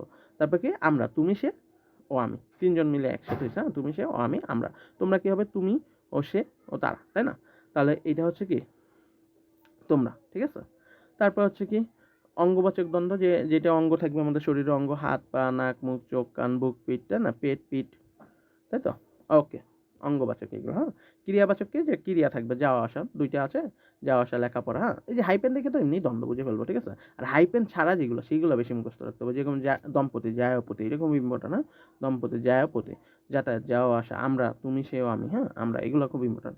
সে, যে সে, সর্বনাম, হ্যাঁ, সর্বনামগুলো থাকবে, সর্বনাম পদগুলো তো চিনি আমরা, যে সে, যিনি তিনি, তিনি, হ্যাঁ, যিনি তিনি, ওকে, এগুলো হচ্ছে। তারপর হচ্ছে অব্যয়বাচক, যথাতথা, অব্যয় সূচক শব্দ থাকছে, যথা তো আমরা দেখছিলাম অব্যয় শব্দ, তাই না, যথাতথা। আচ্ছা, তাহলে আমরা দ্বন্দ্ব সমাসগুলো দেখলাম, এইবার কিছু উদাহরণ দেখি, যে দ্বন্দ্ব সমাজের ইম্পর্টেন্ট যেগুলো পরীক্ষায় বারবার আসে সেগুলো। হ্যাঁ, কুলীনত্ব, দেখে কিন্তু বোঝা যাচ্ছে না, তবে এগুলো মুখস্থ রাখতে হবে, যে কুলি ও লিন, কুলীনত্ব, কুলি ও লিন, এটা হচ্ছে দ্বন্দ্ব সমাস। হ্যাঁ, ও থাকবে দ্বন্দ্ব সমাসে, ও থাকবে ব্যাস বাক্যে, ঠিক আছে। গঙ্গা যমুনা মেঘনা, এটা কি ওই যে তিনটা বহুপদী দ্বন্দ্ব হয়ে যাবে, তাই না, গঙ্গা যমুনা ও মেঘনা, ঠিক আছে। হাইপেন দেখে বোঝা যাচ্ছে জনমানব, তাহলে কি আসবে, জন ও মানব, ঠিক আছে, জনমানব কি আসবে, জন ও মানব, ঠিক আছে। আচ্ছা, তারপরে জমা খরচ, জমা ও খরচ। হ্যাঁ, জমাকেও বোঝাচ্ছে, খরচকেও বোঝাচ্ছে, দুইটাকে যখন বোঝাবে তখন হচ্ছে দ্বন্দ্ব হয়। তনু ও লতা, তনু লতা, হ্যাঁ মুখস্থ রাখবো এগুলো। তোমরা, সেও তুমি, তাহলে একশেষ দ্বন্দ্ব, ঠিক আছে, একশেষ দ্বন্দ্ব, মিলেমিশে একাকার তোমরা, ঠিক আছে। তোমারা লেখা হয়েছে বানাম, যে তোমরা হবে দম্পতি, দম্পতি খুব ইম্পর্টেন্ট বলছে, জায়পতি, জায়পতি, একশেষ দ্বন্দ্ব, তাই না। আচ্ছা, তারপরে দেখাশোনা, দেখাও শোনা, তাই তো। তারপরে দুধে ভাতে, দুধেও ভাতে, দুধে ভাতে কি হবে, এটা কিন্তু অলুক দ্বন্দ্ব হবে, কারণ ওই যে বিভক্তি লোপ পায়নি, দাও কুমড়া, দা কুমড়া, তাই তো। এগুলো আমরা একটু মুখস্থ রাখবো। তো এগুলো হচ্ছে দ্বন্দ্ব সমাস। আমরা আরো কিছু দ্বন্দ্ব সমাস দেখি। বনে বাদারে, তাহলে কি আসে, বনে ও বাদারে, এটা কি একটা অলুক দ্বন্দ্ব, কারণ ওই যে এই কাঠটা লোপ পায়নি, বনে বাদারে। ভালো মন্দ, ভালো ও মন্দ, তাই তো। তারপর রক্ত মাংসে, তাহলে রক্ত ও মাংসে, ঠিক আছে, দ্বন্দ্ব সমাস। লেনদেন, লেন ও দেন, ওকে। তারপর কি 7-17, 7 ও 17 সংখ্যাবাচক, রাইট। এরপর কি সংবাদপত্র, সংবাদ ও পত্র। তারপর কি সাপে নিল, সাপেও নিল, হ্যাঁ বিরোধার্থক যেটা, ঠিক আছে। সৈন্য সামন্ত, সৈন্য ও সামন্ত। এরপরে শীত ও তাপ, শীত ও তাপ, শীতাতাপ, শীত ও তাপ, ঠিক আছে। এগুলো সব দ্বন্দ্ব সমাস, ওকে। আচ্ছা, তারপর আমরা আরো কিছু দ্বন্দ্ব সমাস দেখি। দোয়াত কলম, দোয়াত ও কলম, দোয়াত কলম, দোয়াত ও কলম। পথে ঘাটে, পথে ও ঘাটে, ঠিক আছে, ওই যে এই কাঠটা লোপ পায়নি, তাই হচ্ছে অলুক দ্বন্দ্ব, হ্যাঁ। আচ্ছা, তারপর কি হিতাহিত, হিত ও অহিত, হিতা ও হিত, হিত ও অহিত, মুখস্থ রাখবো এগুলো, হ্যাঁ। হাতে পায়, হাতে ও পায়, দুইটা জিনিসই বোঝাচ্ছে, তার মানে কি অলুক দ্বন্দ্ব, হাতে ও পায়, ঠিক আছে। যেগুলো ও থাকবে, ও থাকলেই সেটা দ্বন্দ্ব, মানে আমার ব্যাস বাক্যে ও থাকলে। কুশীলভ, কুশি ও লভ, কুশি ও লভ, কুশীলভ, হ্যাঁ এই যে কুশীলভ, হ্যাঁ এগুলো একটু কঠিন, এগুলো একটু বেশি করে মুখস্থ রাখবো, হ্যাঁ কুশীলভ। তারপর হচ্ছে কি আমরা দ্বন্দ্ব সমাসগুলো দেখতে পেলাম। এবার আমরা দেখবো তৎপুরুষ সমাস। তৎপুরুষে কি বলছিলাম মনে আছে, ওই যে পুরুষের বিভক্তি লোপ, তাই তো, তাহলে বিভক্তি লোপ পাবে, পুরুষের শক্তি লোপ, হ্যাঁ পুরুষের বিভক্তি লোপ, তাহলে তৎপুরুষ সমাস। এখন এই তৎপুরুষ সমাস বিভক্তি কোনগুলো আমরা আরেকবার একটু বলি, যে কে রে দাঁড়া, কে রে মাঠ থেকে আমার জানালায় বল মারে। কে রে হচ্ছে দ্বিতীয় বিভক্তি, প্রথমত শূন্য, তৃতীয় হচ্ছে দাঁড়া দিয়া কর্তৃক, চতুর্থী হচ্ছে কে রে, পঞ্চমী হইতে থেকে চেয়ে, ষষ্ঠী হচ্ছে রয়ে, সপ্তমী হচ্ছে তে অন্তস্থ। শূন্য কোনগুলো, মানে যেগুলো এই কে রে এইসব বিভক্তি নাই, সেটা হচ্ছে প্রথমা বিভক্তি বা শূন্য বিভক্তি, ঠিক আছে। দেখ আমরা এবার উদাহরণগুলো দেখি। প্রথমে তৎপুরুষ সমাসের মধ্যে দ্বিতীয় তৎপুরুষ থেকে হবে। দ্বিতীয় তৎপুরুষ হচ্ছে যেইটা হচ্ছে ব্যাপী বা কে বা রে থাকবে, সেটা হচ্ছে দ্বিতীয় তৎপুরুষ। তাহলে দ্বিতীয় তৎপুরুষ কোনগুলো, যেগুলো হচ্ছে কে বা রে থাকবে অথবা ব্যাপী থাকবে, ঠিক আছে, বেশ বাক্য, যেরকম চিরস্থায়ী, মুখস্থ রাখবো, চিরকাল ব্যাপী সুখী বা চিরকাল ব্যাপিয়া স্থায়ী, ঠিক আছে। চিরসুখীর কথা বলছে, চিরস্থায়ী হবে কি, চিরকাল ব্যাপিয়া স্থায়ী, ব্যাপিয়া লিখতে পারি অথবা ব্যাপী লিখতে পারি, চিরকাল ব্যাপী স্থায়ী। এই ব্যাপী দেখলে আমরা সেটা কি হবে, তৎপুরুষ সমাস, দ্বিতীয় তৎপুরুষ, হ্যাঁ। এরপর কি চিরকুমার, তাহলে কি চিরকাল ব্যাপী কুমার, হ্যাঁ তোমার জন্য আমি চিরকুমার থাকবো, তোমাকে না পাইলে, তাই না, তাহলে এই যে চিরকাল ব্যাপী কুমার, তাই তো, চিরকুমার। তারপর কি চিরসুখী, চিরকাল ব্যাপী সুখী, তোমাকে পাইলে আমি চিরসুখী হব, তাই না, চিরকাল ব্যাপী সুখী, মানে চিরকাল ব্যাপিয়া সুখী বা ব্যাপী সুখী, তাহলে এই যে ব্যাপী থাকলে সেটা কি দ্বিতীয় তৎপুরুষ হয়। এরপরে জল সেচন, মুখস্থ রাখবো, জলকে সেচন, জলকে সেচন, তাহলে এই যে কে থাকলে, কে বিভক্তিটা লোপ পাইছে, তাই না, ব্যাস বাক্যে কে আছে, কিন্তু মূল শব্দে জল সেচন ওইখানে কিন্তু কে নাই, তার মানে এটা কি হবে দ্বিতীয় তৎপুরুষ। তারপর হচ্ছে কি দেশ ত্যাগ, দেশকে ত্যাগ, হ্যাঁ দেশকে ত্যাগ, তাহলে আমাদের দ্বিতীয় তৎপুরুষ। তারপর প্যান বধ, প্যানকে বধ, তাই তো। এবার নবীন বরণ, এটা আসলে ভুল হয়েছে, মানে নবীন বরণ হবে, হ্যাঁ। তাহলে নবীনকে বরণ, নবীনকে বরণ। বাস্তুহারা, বাস্তুকে হারা, মানে বাড়িকে হারা হয়েছে, তাই তো। মাছ ধরা, তাহলে কি মাছকে ধরা, তার মানে এগুলো দ্বিতীয় তৎপুরুষ, তাই তো, মাছকে ধরা, দ্বিতীয় তৎপুরুষ। তৃতীয় তৎপুরুষের মধ্যে কি দ্বারা দিয়ে কর্তৃক কথাটা লোপ পাবে, তাহলে তৃতীয় তৎপুরুষ কিরকম, গুণমুগ্ধ, তাহলে গুণ দ্বারা মুগ্ধ, তার গুণ দ্বারা আমি মুগ্ধ হলাম, তাই না। রূপ মুগ্ধ যদি হয়, যেরকম তোমার রূপ দ্বারা আমি মুগ্ধ হলাম, তাহলে কি রূপ দ্বারা মুগ্ধ, রূপ মুগ্ধ, তাই না। তোমার রূপ দ্বারা আমি মুগ্ধ হলাম, তাহলে রূপ মুগ্ধ, ঠিক আছে। যে তোমার রূপের শরীর না শরীরের রূপ, হ্যাঁ ওকে এরকম। তো যাই হোক, ঘিয়ে ভাজা, ঘি দ্বারা ভাজা, তাহলে এই যে ঘিয়ে ভাজা, দ্বারা লোপ পাইছে, দ্বারা লোপ পাইলে কি তৃতীয় তৎপুরুষ। ছায়া শীতল, ছায়া দ্বারা শীতল, ঠিক আছে, ছায়া দ্বারা শীতল, ছায়া শীতল। একবার মুখস্থ করবো, দুইবার করে পড়লে আমার মনে থাকবে, যে জনাকীর্ণ, জন দ্বারা কীর্ণ, জন দ্বারা আকীর্ণ, জন দ্বারা আকীর্ণ, জনাকীর্ণ। এরপর কি জ্ঞান শূন্য, জ্ঞান দা শূন্য, জ্ঞান দা শূন্য, জ্ঞান দা শূন্য, এইভাবে কয়েকবার পড়লে কিন্তু হয়ে যায়, তাই না। আচ্ছা, তারপর কি ঢেকি ছাটা, ঢেকি দ্বারা ছাটা। তারপরে কি পদদলিত, পদ দ্বারা দলিত। আমরা কিন্তু এখানে যেগুলো দিচ্ছি আমি সমাস, ঠিক আছে, এইগুলো থেকেই পরীক্ষা আসবে, এর বাইরে থেকে আসবে না। বাঘ বিতণ্ডা, তাহলে বাঘ দ্বারা বিতণ্ডা, ঠিক আছে। বাঘ দত্তা, বাঘ দ্বারা দত্তা, ওকে। আচ্ছা, তৃতীয় তৎপুরুষের আরো কিছু দেখি। মন গড়া, মন দিয়ে গড়া। তারপর হচ্ছে কি সোমলব্ধ, সোম দ্বারা লব্ধ। যুক্তিসঙ্গত, যুক্তি দ্বারা সঙ্গত। এরপর কি মধু মাখা, মধু দিয়ে মাখা, তোমার ঠোঁট যেন মধু মাখা, তাই না। আচ্ছা, তো তারপরে মধু মাখা বুঝলাম। এরপরে হচ্ছে কি চতুর্থ তৎপুরুষ, চতুর্থ তৎপুরুষ হচ্ছে কি নিমিত্তার্থে থাকবে বা জন্য বা কে থাকবে, কে রে থাকবে, হ্যাঁ এগুলো। চতুর্থতে কে রে থাকে, কিন্তু ওই কে রেটার কি থাকে, স্বার্থ ত্যাগ।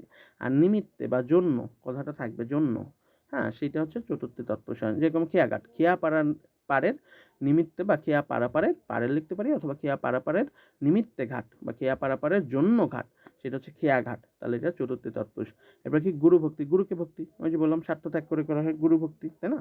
কোনো স্বার্থ নেই, এমনি গুরুকে ভক্তি করি, তাহলে সেটা আসবে কি চতুর্থী তৎপুরুষ। তারপর কি আসছে তপবন, তপস্যার নিমিত্তে বন বা তপস্যার জন্য বন, ঠিক আছে, জন্যও লিখতে পারি আমি, হ্যাঁ। তাহলে এই জন্য যেটা আসবে সেটা হচ্ছে চতুর্থী তৎপুরুষ। জীবন বীমা, জীবনের জন্য বীমা, ঠিক আছে, জীবন এর জন্য বীমা। আবার জীবন বীমাকে আমরা অন্য সমাসে বলতে পারি, আমরা পরবর্তী স্লাইডে দেখতে পারবো।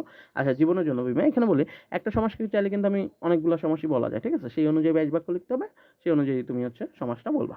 আচ্ছা, তাহলে জীবনের জন্য বীমা। তারপর জয়ন্তী, জন্মের জন্য উৎসব বা জন্মের জন্য উৎসব, জয়ন্তী বা জয়ের জন্য যে উৎসব, হ্যাঁ, এখানে আসলে জন্মের জন্য না লিখে জয়ের জন্য লিখবে, এটা একটু ভুল আছে, জয়ের জন্য যে উৎসব জয়ন্তী, ঠিক আছে। আচ্ছা, তারপরে বিপ্লব অভিযান, বিপ্লবের জন্য অভিযান, ঠিক আছে, বিপ্লব অভিযান, বিপ্লবের জন্য অভিযান, হ্যাঁ। এখানে হাইপেন আছে বিপ্লব আর অভিযানের মধ্যে, তারপর হাইপেন দেখে সব হাইপেনেই তো আর দ্বন্দ্ব হবে না, একটু মাথায় রাখতে হবে, হ্যাঁ, কিছু ব্যতিক্রম আছে। বিপ্লবের জন্য অভিযান, বিপ্লব অভিযান। বিয়ে পাগল, বিয়ের জন্য পাগল, ঠিক আছে, বিয়ের জন্য পাগল, বিয়ে পাগল, ঠিক আছে। আচ্ছা, হজ যাত্রা, হজের নিমিত্তে যাত্রা বা হজের জন্য যাত্রা, ঠিক আছে, এগুলো সব চতুর্থী তৎপুরুষ, তাই না? চতুর্থী তৎপুরুষ। এবার আসি পঞ্চমী তৎপুরুষে কি থাকে, হইতে থেকে চেয়ে যায়, জন্মান্ধ, জন্ম থেকে অন্ধ, ঠিক আছে, জন্মান্ধ, জন্ম থেকে অন্ধ, দেশ পলাতক, দেশ থেকে পলাতক। তারপর কি আছে পদ্ম চ্যুতি, তাহলে পদ থেকে চ্যুতি। প্রাণ প্রিয়, প্রাণের চেয়ে প্রিয়, তুমি আমার প্রাণ প্রিয়, তাই না, প্রাণের চেয়েও প্রিয়। তারপর হচ্ছে কি বিলাত ফেরত, বিলাত থেকে ফেরত, তাই তো, বিলাত থেকে ফেরত। এরপর কি মুখ ভ্রষ্ট, মুখ থেকে ভ্রষ্ট।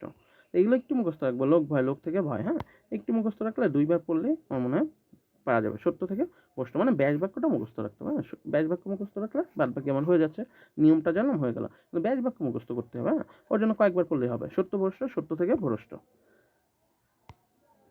2 থেকে 3 বার পড়লেই আমার মনে হয় ব্যাস বাক্যগুলো মুখস্থ হয়ে যায়। কর্মকর্তা, কর্মের কর্তা, কর্মকর্তা, কর্মের কর্তা, এই যে এর বিভক্তি লোপ পেয়েছে, তাই না, কর্মের এর, তাহলে এর বিভক্তি লোপ পেলে সেটা কি হয়, ষষ্ঠী তৎপুরুষ। বিভক্তি লোপ মানেই বিভক্তি শক্তি লোপ, তৎপুরুষ পুরুষের শক্তি লোপ, হ্যাঁ, তৎপুরুষ। এবং র এর বিভক্তি লোপ পাইলে কি ষষ্ঠী। গৃহকর্তী, তাহলে কি গৃহের কর্তী, এর বিভক্তি লোপ। গণতন্ত্র, গণের তন্ত্র, গণের তন্ত্র। চা বাগান, চায়ের বাগান, তাই তো, এর কথাটা লোপ পাইছে। ঝর্ণাধারা, ঝর্ণার ধারা, র লোপ পাইছে। তাহলে প্রাণ ভয়, প্রাণের ভয়, তাই না। তারপর পৃষ্ঠ প্রদর্শন, পৃষ্ঠের প্রদর্শন, হ্যাঁ, পৃষ্ঠ প্রদর্শন, পৃষ্ঠ প্রদর্শন শব্দ অর্থ কি পলায়ন, হ্যাঁ, পলায় গেলাম যেটা, পৃষ্ঠের প্রদর্শন। দেখ, পাষাণ স্তূপ, পাষাণের স্তূপ, ঠিক আছে, রয়ের লোপ পাচ্ছে। পুষ্প সৌরভ, পুষ্পের সৌরভ। তারপর কি পল্লীর কবি, পল্লী কবি, হ্যাঁ। আচ্ছা, এটাকে এখানে পল্লীর কবি হবে না, মানে আমাদের সমস্ত পদ হবে পল্লী কবি, পল্লী কবির ব্যাস বাক্য হবে পল্লীর কবি, ঠিক আছে, মানে প্রথমটায় এখানে আমাদের পল্লী হবে না, ঠিক আছে, প্রথম যেখানে আছে এখানে আমাদের কি হবে হচ্ছে পল্লী কবি, ঠিক আছে, পল্লী কবি, এই যে এই রটা হবে না, হ্যাঁ, পল্লী কবি, সেটার ব্যাস বাক্য হবে পল্লীর কবি, ঠিক আছে, ওকে। পল্লী কবি জসীমউদ্দিন, তাই না, এরকম।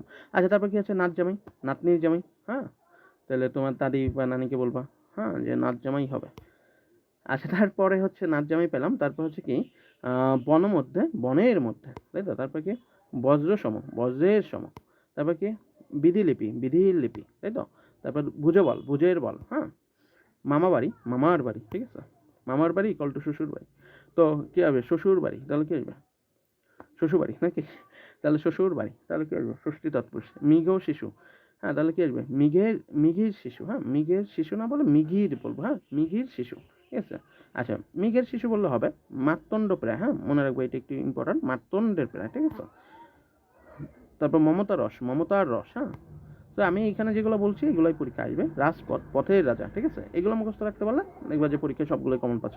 রাজদ্বন্দ্ব, রাজার দ্বন্দ্ব, ঠিক আছে, রাজদ্বন্দ্ব, রাজার দ্বন্দ্ব। রাজহংস, হংসের রাজা, ঠিক আছে। তারপর কি আছে রাজপুত্র, রাজার পুত্র। তারপর কি আছে রাজনীতি, রাজার নীতি। রাজধানী, রাজার ধানী। রাষ্ট্রপতি, রাষ্ট্রের প্রতি। সব এই যে র এর বিভক্তি লোপ পাচ্ছে, তার মানে হচ্ছে ষষ্ঠী তৎপুরুষ, তাই না। সুখ সময়, সুখের সময়, এই যে আমার ব্যাস বাক্যে কি আছে সুখের, র এর আছে, তাই না, সেই এরটা লোপ পাইছে, হয়েছে শুধু সুখ সময়। তার মানে আমাদের এর লোপ পাইলে সেটা কি সমাস, আমাদের অবশ্যই ষষ্ঠী সমাস, তাই না, ষষ্ঠী তৎপুরুষ। যৌবন বেগ, যৌবনের বেগ, তাই না, যৌবন বেগ, যৌবনের বেগ, ঠিক আছে। আচ্ছা, তাহলে আমরা ষষ্ঠী তৎপুরুষ গেলাম। এবার হচ্ছে সপ্তমী তৎপুরুষ দেখবো। সপ্তমী তৎপুরুষের মধ্যে কি আছে, তে এ অন্তস্থ, তে এ অন্তস্থ, এইগুলো লোপ পাইলে সেটা সপ্তমী তৎপুরুষ। আগে ওই কোন বিভক্তিগুলো ওইগুলো মুখস্থ করতে হবে, যে কোনটা কোন বিভক্তি, ঠিক আছে। তারপর এটা দেখতে হবে, দেখা যাবে ক্লিয়ার হবে। গাছ পাকা, গাছে পাকা, এ বিভক্তি লোপ পেল। বনভোজন, বনে ভোজন, তাই না? এই যে আমাদের ব্যাস বাক্যে কি এ ছিল, সেই এটা লোপ পেয়ে বনভোজন হলো, তাহলে আমাদের কি এই যে এ কার লোপ পেলে সেটা কি হয়, সপ্তমী তৎপুরুষ, তাই না? আচ্ছা, তারপরে রথ আরোহণ, রথে আরোহণ, রথ আরোহণ, রথ, তো রথে আরোহণ, রথে আরোহণ, রথারোহণ, তাই তো। এরপর কি রাত কানা, রাতে কানা, তারপর হচ্ছে শোকার্ত, শোকে আর্ত, এ কার লোপ পাচ্ছে, তাই না? স্বভাব সিদ্ধ, স্বভাবে সিদ্ধ, একটু মুখস্থ রাখতে হবে। সলিল সমাধি, সলিলে সমাধি, তারপর হচ্ছে যুদ্ধ বিরতি, যুদ্ধে বিরতি। তো এইগুলো হচ্ছে আমাদের সপ্তমী তৎপুরুষ পেলাম। এবার অলুক তৎপুরুষ মানে কি? অলুক মানেই বলছি অলুপ্ত, লুপ্ত মানে বিভক্তি লোপ পাবে না, ঠিক আছে। বিভক্তি আছে কিন্তু লোপ পাবে না। এই যে ঘোড়ার ডিম, ঘোড়ার ডিম ব্যাস বাক্য তাই, ঘোড়ার ডিম, তাহলে এই র তো লোপ পাইতেই পাইতো। ঘোড়ার ডিম যদি হইতো তাহলে হয়তো নর্মাল তৎপুরুষ, ষষ্ঠী তৎপুরুষ, র লোপ পাইতো, কিন্তু ঘোড়ার ডিম ওই রটা লোপ পায়নি। হ্যাঁ, আমাদের যে সমস্ত পদ আছে, প্রশ্ন যেটা দেওয়া আছে সেখানে কি আমাদের রটা লোপ পায়নি, তাহলে র লোপ না পাইলে সেটা কোন সমাস হয়? র লোপ না পাইলে সেটা হচ্ছে আমাদের র মানে কোন বিভক্তি লোপ না পাইলে সেটা হচ্ছে আমাদের অলুক তৎপুরুষ হবে, ঠিক আছে। এবার আসি উপপদ তৎপুরুষ, এটা একটু বুঝতে হবে যে এখানে উপপদ তৎপুরুষে কি থাকবে, একটা বিভক্তি থাকবে, আর একটা হচ্ছে একটা বিশেষ্য থাকবে, আর একটা হচ্ছে ক্রিয়া থাকবে, ঠিক আছে। বিশেষ্য আর ক্রিয়া, সেটা হচ্ছে আমাদের উপপদ তৎপুরুষ। হ্যাঁ, উপপদ তৎপুরুষে কি থাকবে, একটা বিশেষ্য আর একটা ক্রিয়া। যেরকম এই যে কুম্ভকার, কুম্ভ করে যে, এই যে কুম্ভ এবং করতেছে, তাই না, একটা ক্রিয়া আছে, কুম্ভ বিশেষ্য আর ক্রিয়া, তাই না, কুম্ভ করে যে, তাহলে বিশেষ্য আর ক্রিয়া থাকলে কুম্ভকার, সেটা উপপদ তৎপুরুষ। হ্যাঁ, গৃহস্থ, গৃহে যে অব্দ, হ্যাঁ যে হবে, এটা গৃহে যে অব্দ, তাহলে এই যে গৃহ এবং অব্দ স্থায়ী, ঠিক আছে। তাহলে আমাদের এই যে থাকলে নর্মালি উপপদ তৎপুরুষ। হ্যাঁ, গ্রন্থ করে যে,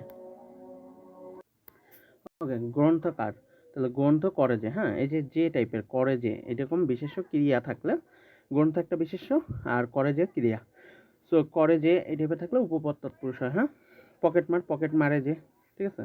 পকেট হচ্ছে বিশেষ্য, মার একটা ক্রিয়া, তাই না, পকেট মার, তাহলে উপপদ তৎপুরুষ। প্রভাকর, প্রভা করে যে, হ্যাঁ। দেশজ, দেশে জন্মে যা, তাহলে জন্মে যা, জন্মানো একটা কি ক্রিয়া, আর দেশ তো বিশেষ্য, তাহলে বিশেষ্য আর ক্রিয়া থাকলে সেটা উপপদ তৎপুরুষ। দ্রুতগামী, দ্রুত গমন করে যে, হ্যাঁ করে যে গমন করা একটা কাজ, বাজি কর, বাজি করে যে, ঠিক আছে। এগুলো সব হচ্ছে কি সত্যবাদী, সত্য বলে যে, ঠিক আছে। তাহলে সত্য বলে যে বলা ক্রিয়া, তাই না। তাহলে একটা ক্রিয়া আর বিশেষ্য থাকলে সেটা উপপদ তৎপুরুষ। পঙ্কে জন্মে যা, পঙ্কজ, হ্যাঁ যে বা যা, যে কোনো একটা লিখলে হচ্ছে পঙ্কে জন্মে যে বা যা, পঙ্কজ, ঠিক আছে। এবার আসি আমরা কর্মধারায়। কর্মধারায় নর্মালি কী থাকবে, যে তুলনা করা হবে, তাই না। এবং আমাদের যে সাধারণ কর্মধারায় কী থাকবে, যে থাকে, কিন্তু এই যেটা মাঝখানের দিকে থাকে। হ্যাঁ, কু যে আচার, কুলাচার, তারপর হচ্ছে কি গল্প প্রেমিক যে, ঠিক আছে। গল্প প্রেমিক দেখে একজন ব্যক্তিকে বোঝানো হচ্ছে, যে এই লোকটা আসলে গল্প পছন্দ করে, তার মানে এটা পরপদকে বোঝাচ্ছে, প্রেমিক, তাই না। একজন ব্যক্তিকে বোঝাচ্ছে, একজন ব্যক্তি, তাহলে একজনকে বোঝালে সেটা কি হয়, সেটা হচ্ছে কর্মধারায় হয়। এবং এই যে থাকলে সেগুলো সাধারণ হয়। হ্যাঁ, সাধারণ কর্মধারয়, যে যিনি এগুলো থাকলে, ঠিক আছে। গণ্যমান্য, তাহলে যিনি গণ্য তিনি মান্য, একজন ব্যক্তিকে বোঝানো হচ্ছে। গণ্যমান্য বলতে কি একজন ব্যক্তি, তাই না। তাহলে একজন হলে সেটা কর্মধারা হয়, গণ্যমান্য। গিন্নিমা, যিনি গিন্নি তিনি মা, বা গিন্নি যে মা, ঠিক আছে, যে, ওকে। তারপর এইগুলো সাধারণ কর্মধারা। নব যে পৃথিবী, নব পৃথিবী। তারপর নব যে যৌবন, নব যৌবন, ঠিক আছে। নীল যে পদ্ম, নীল পদ্ম, একটা জিনিসকে বোঝানো হচ্ছে কিন্তু নীল পদ্ম, তাই না। নীল যে পদ্ম, সেগুলো হচ্ছে নীল পদ্ম, সাধারণ কর্মধারয়। সাধারণ কর্মধারয় কি যে যিনি থাকবে, তাই না। নীলকণ্ঠ, নীল যে কণ্ঠ, ঠিক আছে, এখানে মূলত একটা কণ্ঠকেই বোঝাচ্ছে, ঠিক আছে, নীলকণ্ঠ। তারপর ন্যায়সঙ্গত, যা নেয় তাই সঙ্গত, ঠিক আছে, যা তাই। হ্যাঁ, প্রিয় কথা বলে যে নারী বা রমণী, সেটা হচ্ছে পিয়ংবদা, ঠিক আছে। পিয়ংবদা, প্রিয় বাক্য বলে যে রমণী, পিয়ংবদা, ঠিক আছে। প্রাণ চঞ্চল, চঞ্চল যে প্রাণ, তাহলে যে যিনি থাকলে ওইগুলো হচ্ছে সাধারণ কর্মধারায় হয়, ঠিক আছে, ওকে। এবং ওই একটা বস্তুকে বোঝালে, ঠিক আছে। আর কোনোটাকেই না বোঝালে, যে যা আছে কিন্তু কোনোটাকেই বোঝায়নি, তখন হয় বহুব্রীহি, কারণ বিরিখর উল্টাপাল্টা বলে আমরা দেখবো। হ্যাঁ, যে যা আছে কিন্তু কোনোটাকেই বোঝায়নি, কিন্তু যে আছে, ক্রিয়া আছে, তখন আবার কি উপপদ তৎপুরুষ, বুঝতে হবে কিন্তু যে এর অনেকগুলো ফাংশন, শুধু যে আছে কিন্তু ওইখানে একটা জিনিসকে বোঝাচ্ছে, তাহলে কর্মধারা, সাধারণ কর্মধারা।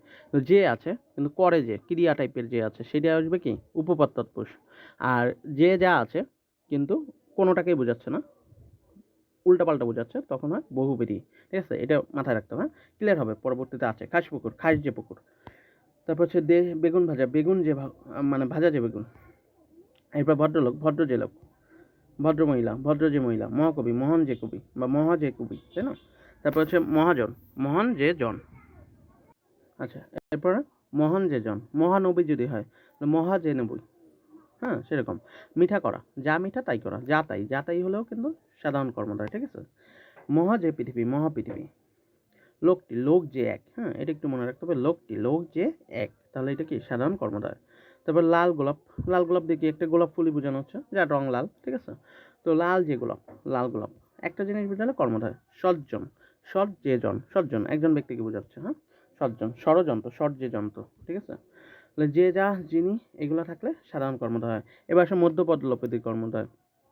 তাহলে মধ্যপদ লোপী বোঝাই যাচ্ছে যে মাঝখানের পদটা কি পাবে, লোপ পাবে। মাঝখানে কিন্তু একটা পদ হইতে হবে, একটা শব্দ হইতে হবে, লোপ পাবে।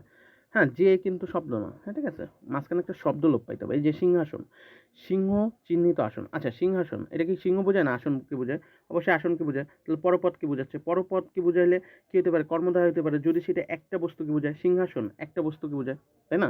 সিংহ চিহ্নিত আসন, আর মাঝখানে এই যে চিহ্নিত কথাটা লোপ পাইছে, মাঝখানের যদি কোনো পদ লোপ পায়, পদ চিহ্নিত কি একটা পদ শব্দ, তাহলে সেটা কি মধ্যপদ লোপী হবে, ঠিক আছে। মধ্যপদ লোপী কখন? যখন মাঝখানে একটা শব্দ লোপ পাবে, একটা পদ লোপ পাওয়া যাবে। ছায়া তরু, ছায়া প্রদানকারী তরু, এই যে প্রদানকারী লোপ পাইছে, তাহলে সেটা মধ্যপদ লোপী, তাই তো।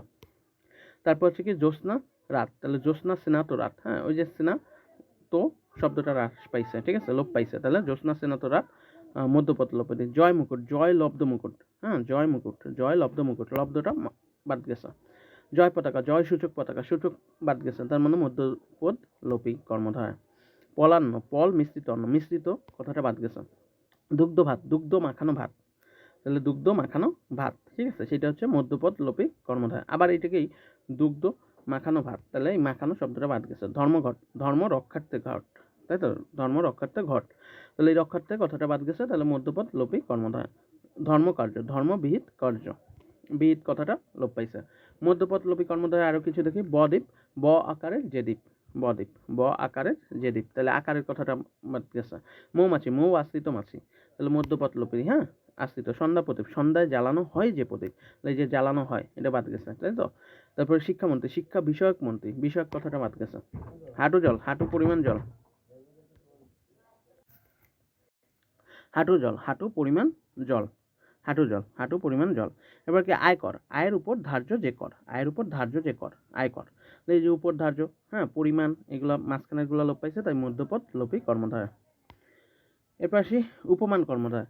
উপমান কর্মধারয় কি? কর্মধারয় মানে তো তুলনা। এবার উপমান, উপমান সমান, উপমান সমান, হ্যাঁ অনেকটা হচ্ছে ছন্দের মতো মুখস্থ করবো। উপমান সমান, উপমান মাঝখান, তার মানে যদি সমান তুলনা, তুলনাটা যদি সমান হয় তাহলে সেটা হয় উপমান। এবং মাঝখানে যদি ন্যায় কথাটা থাকে, ন্যায়টা যদি মাঝখানে থাকে তাহলে হবে উপমান। আর উপমিততে হচ্ছে মিথ্যা তুলনা হবে, আর ন্যায় কথাটা মাঝখানে না শেষে থাকবে। তো দেখা যাক কাজল কালো, কাজলের ন্যায় কালো, কাজলও কালো, কালো কালো, তার মানে তুলনাটা সত্য হয়েছে, যেটা সমান তুলনা, সত্য তুলনা হবে, সেটাকে আমরা বলবো উপমান, ঠিক আছে। তাহলে কাজলের ন্যায় কালো, ন্যায় কথাটা কি মাঝখানে আসে, মাঝখানে আসলে উপমান, ঠিক আছে। মানে কাজলের ন্যায় কালো, কাজল কালো, উপমান কর্মধারয়, কেমন কর্মধারয়? উপমান কর্মধারয়। তুলনা করা হচ্ছে তুষার শুভ্র, তুষারও সাদা, শুভ্র সাদা, তার মানে কি এটা সত্য তুলনা, সমান সমান তুলনা, তাহলে সমান তুলনা হলে কি হয়? উপমান কর্মধারয়। তুষারের ন্যায় শুভ্র, ন্যায় কথাটা থাকলে সেটা উপমান কর্মধারয়। ন্যায়টা কোথায়? মাঝখানে থাকলে, আর ন্যায়টা শেষে থাকলে উপমিত হয়। মিথ মানে মিথ্যা, মনে রাখবো, মিত মিথ্যা, মিথ্যা তুলনা। আচ্ছা এরপর আমরা দেখবো তুষার শীতল, তুষারের ন্যায় শীতল। তারপর তুষার ধবল, তুষারের ন্যায় ধবল, ঠিক আছে। তারপর শশ ব্যস্ত, শশকের ন্যায় ব্যস্ত, শশ ব্যস্ত থাকে, শশকে ব্যস্ত থাকে, ব্যস্ত ব্যস্ত, তাই না। তাহলে সমান তুলনা। মিশ কালো, মিশও কালো, মিশির ন্যায় কালো, হ্যাঁ কালো, মিশ কালো। অরুণ রাঙা, অরুণও কি রাঙা থাকে, সূর্য কি রাঙা থাকে, হ্যাঁ লাল থাকে, তাহলে অরুণের ন্যায় রাঙা, ঠিক আছে। মানে সমান তুলনা হচ্ছে, সমান তুলনা হলে উপমান কর্মধারয়, ঠিক আছে। এবার উপমিত দেখি, মিথ্যা তুলনা। চাঁদ মুখ, আমি বললাম তোমার মুখটা চাঁদ, আসলে কি সত্য? সত্য কি চাঁদের মতো হওয়া সম্ভব নাকি? তাহলে বোঝা না ব্যাপারটা, এই তো পামপট্টি দেওয়া হচ্ছে, তাই না। তাহলে চাঁদ, মুখ চাঁদের ন্যায়, হ্যাঁ এটা ব্যাস বাক্যটা চাঁদের ন্যায় মুখ না বলে আমরা বলবো মুখ চাঁদের ন্যায়, ঠিক আছে। এইভাবে ব্যাস বাক্যটা করবো। ন্যায় কথাটা শেষে রাখবো, তার মানে মিথ্যা তুলনা হবে, এবং মিথ্যা তুলনা হলে উপমিত, ন্যায় শেষে থাকলে উপমিত, ঠিক আছে। চরণ কমল, চরণ কমলের ন্যায়। পদ্ম আঁখি, বললাম তোমার আঁখিটা পদ্মের মতো, আসলে কি তাই? মিথ্যা না, পামপট্টি না। তাহলে আঁখি পদ্মের ন্যায়, ঠিক আছে, এগুলো কি মিথ্যা তুলনা, উপমিত। ফুলকুমারী, বললাম তাহলে কুমারী ফুলের ন্যায়, তাই না, কুমারী, তুমি একটা কুমারী মেয়ে, কিন্তু তোমাকে ফুলের সাথে তুলনা করালাম, আসলে কি সত্য? সত্য হওয়া যাবে যেমন না, এই কারণে কুমারী ফুলের ন্যায়, হ্যাঁ।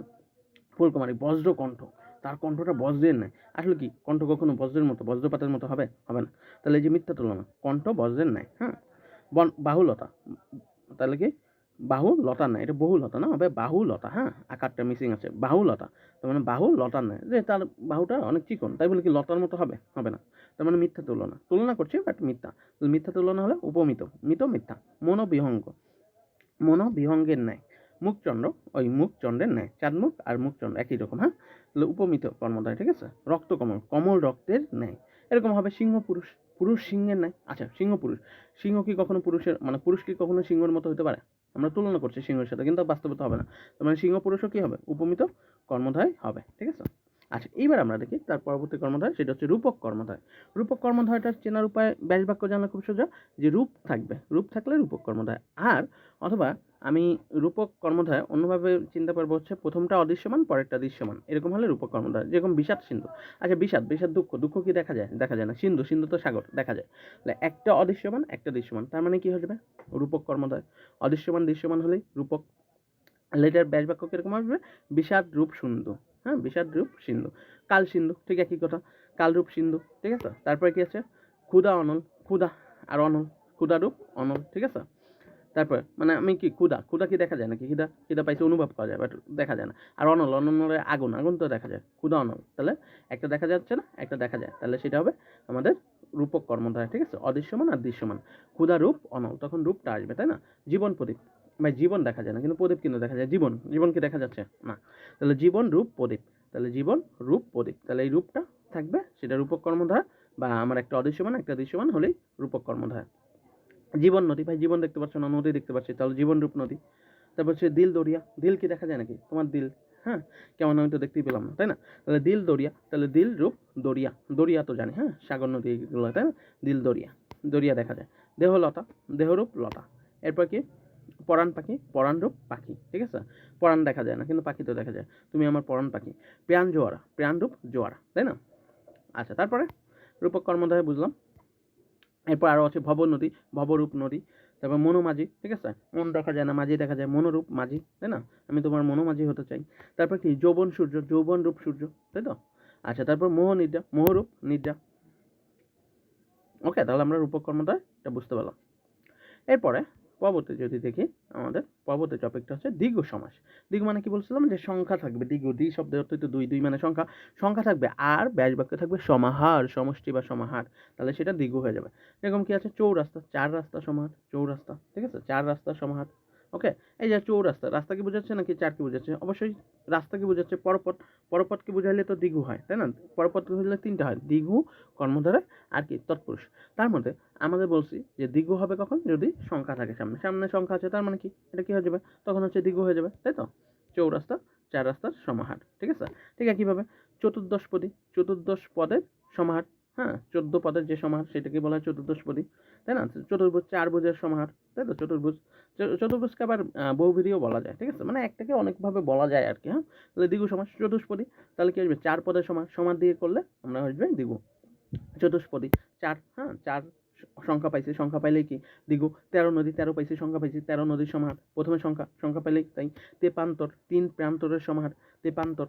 তারপর তিলোক, তাহলে কি তিন লোকের সমাহার, তিলোক।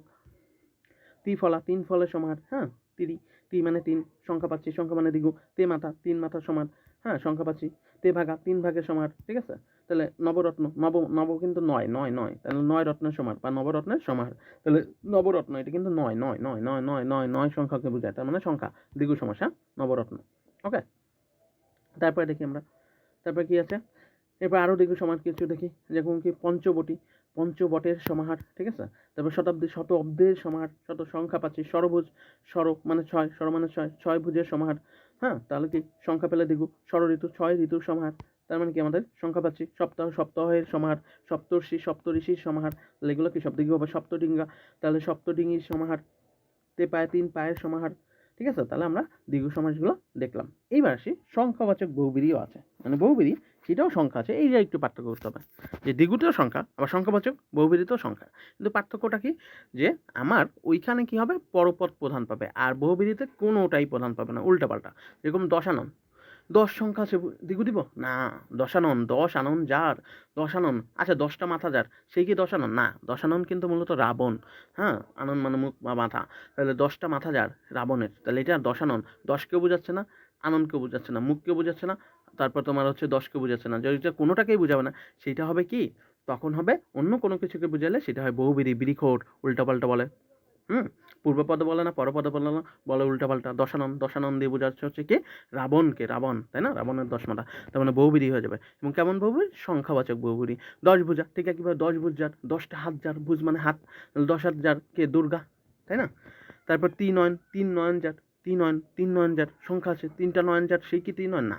3 নয়ন দ্বারা কাকে বোঝায়? 3 নয়ন থাকে হচ্ছে ওদের শিবের 3 নয়ন থাকে, ঠিক আছে? আচ্ছা পাঁচশেরই, পাঁচশের পরিমাণ, পাঁচশের ওজন যার, সেটা কি পাঁচশেরই না?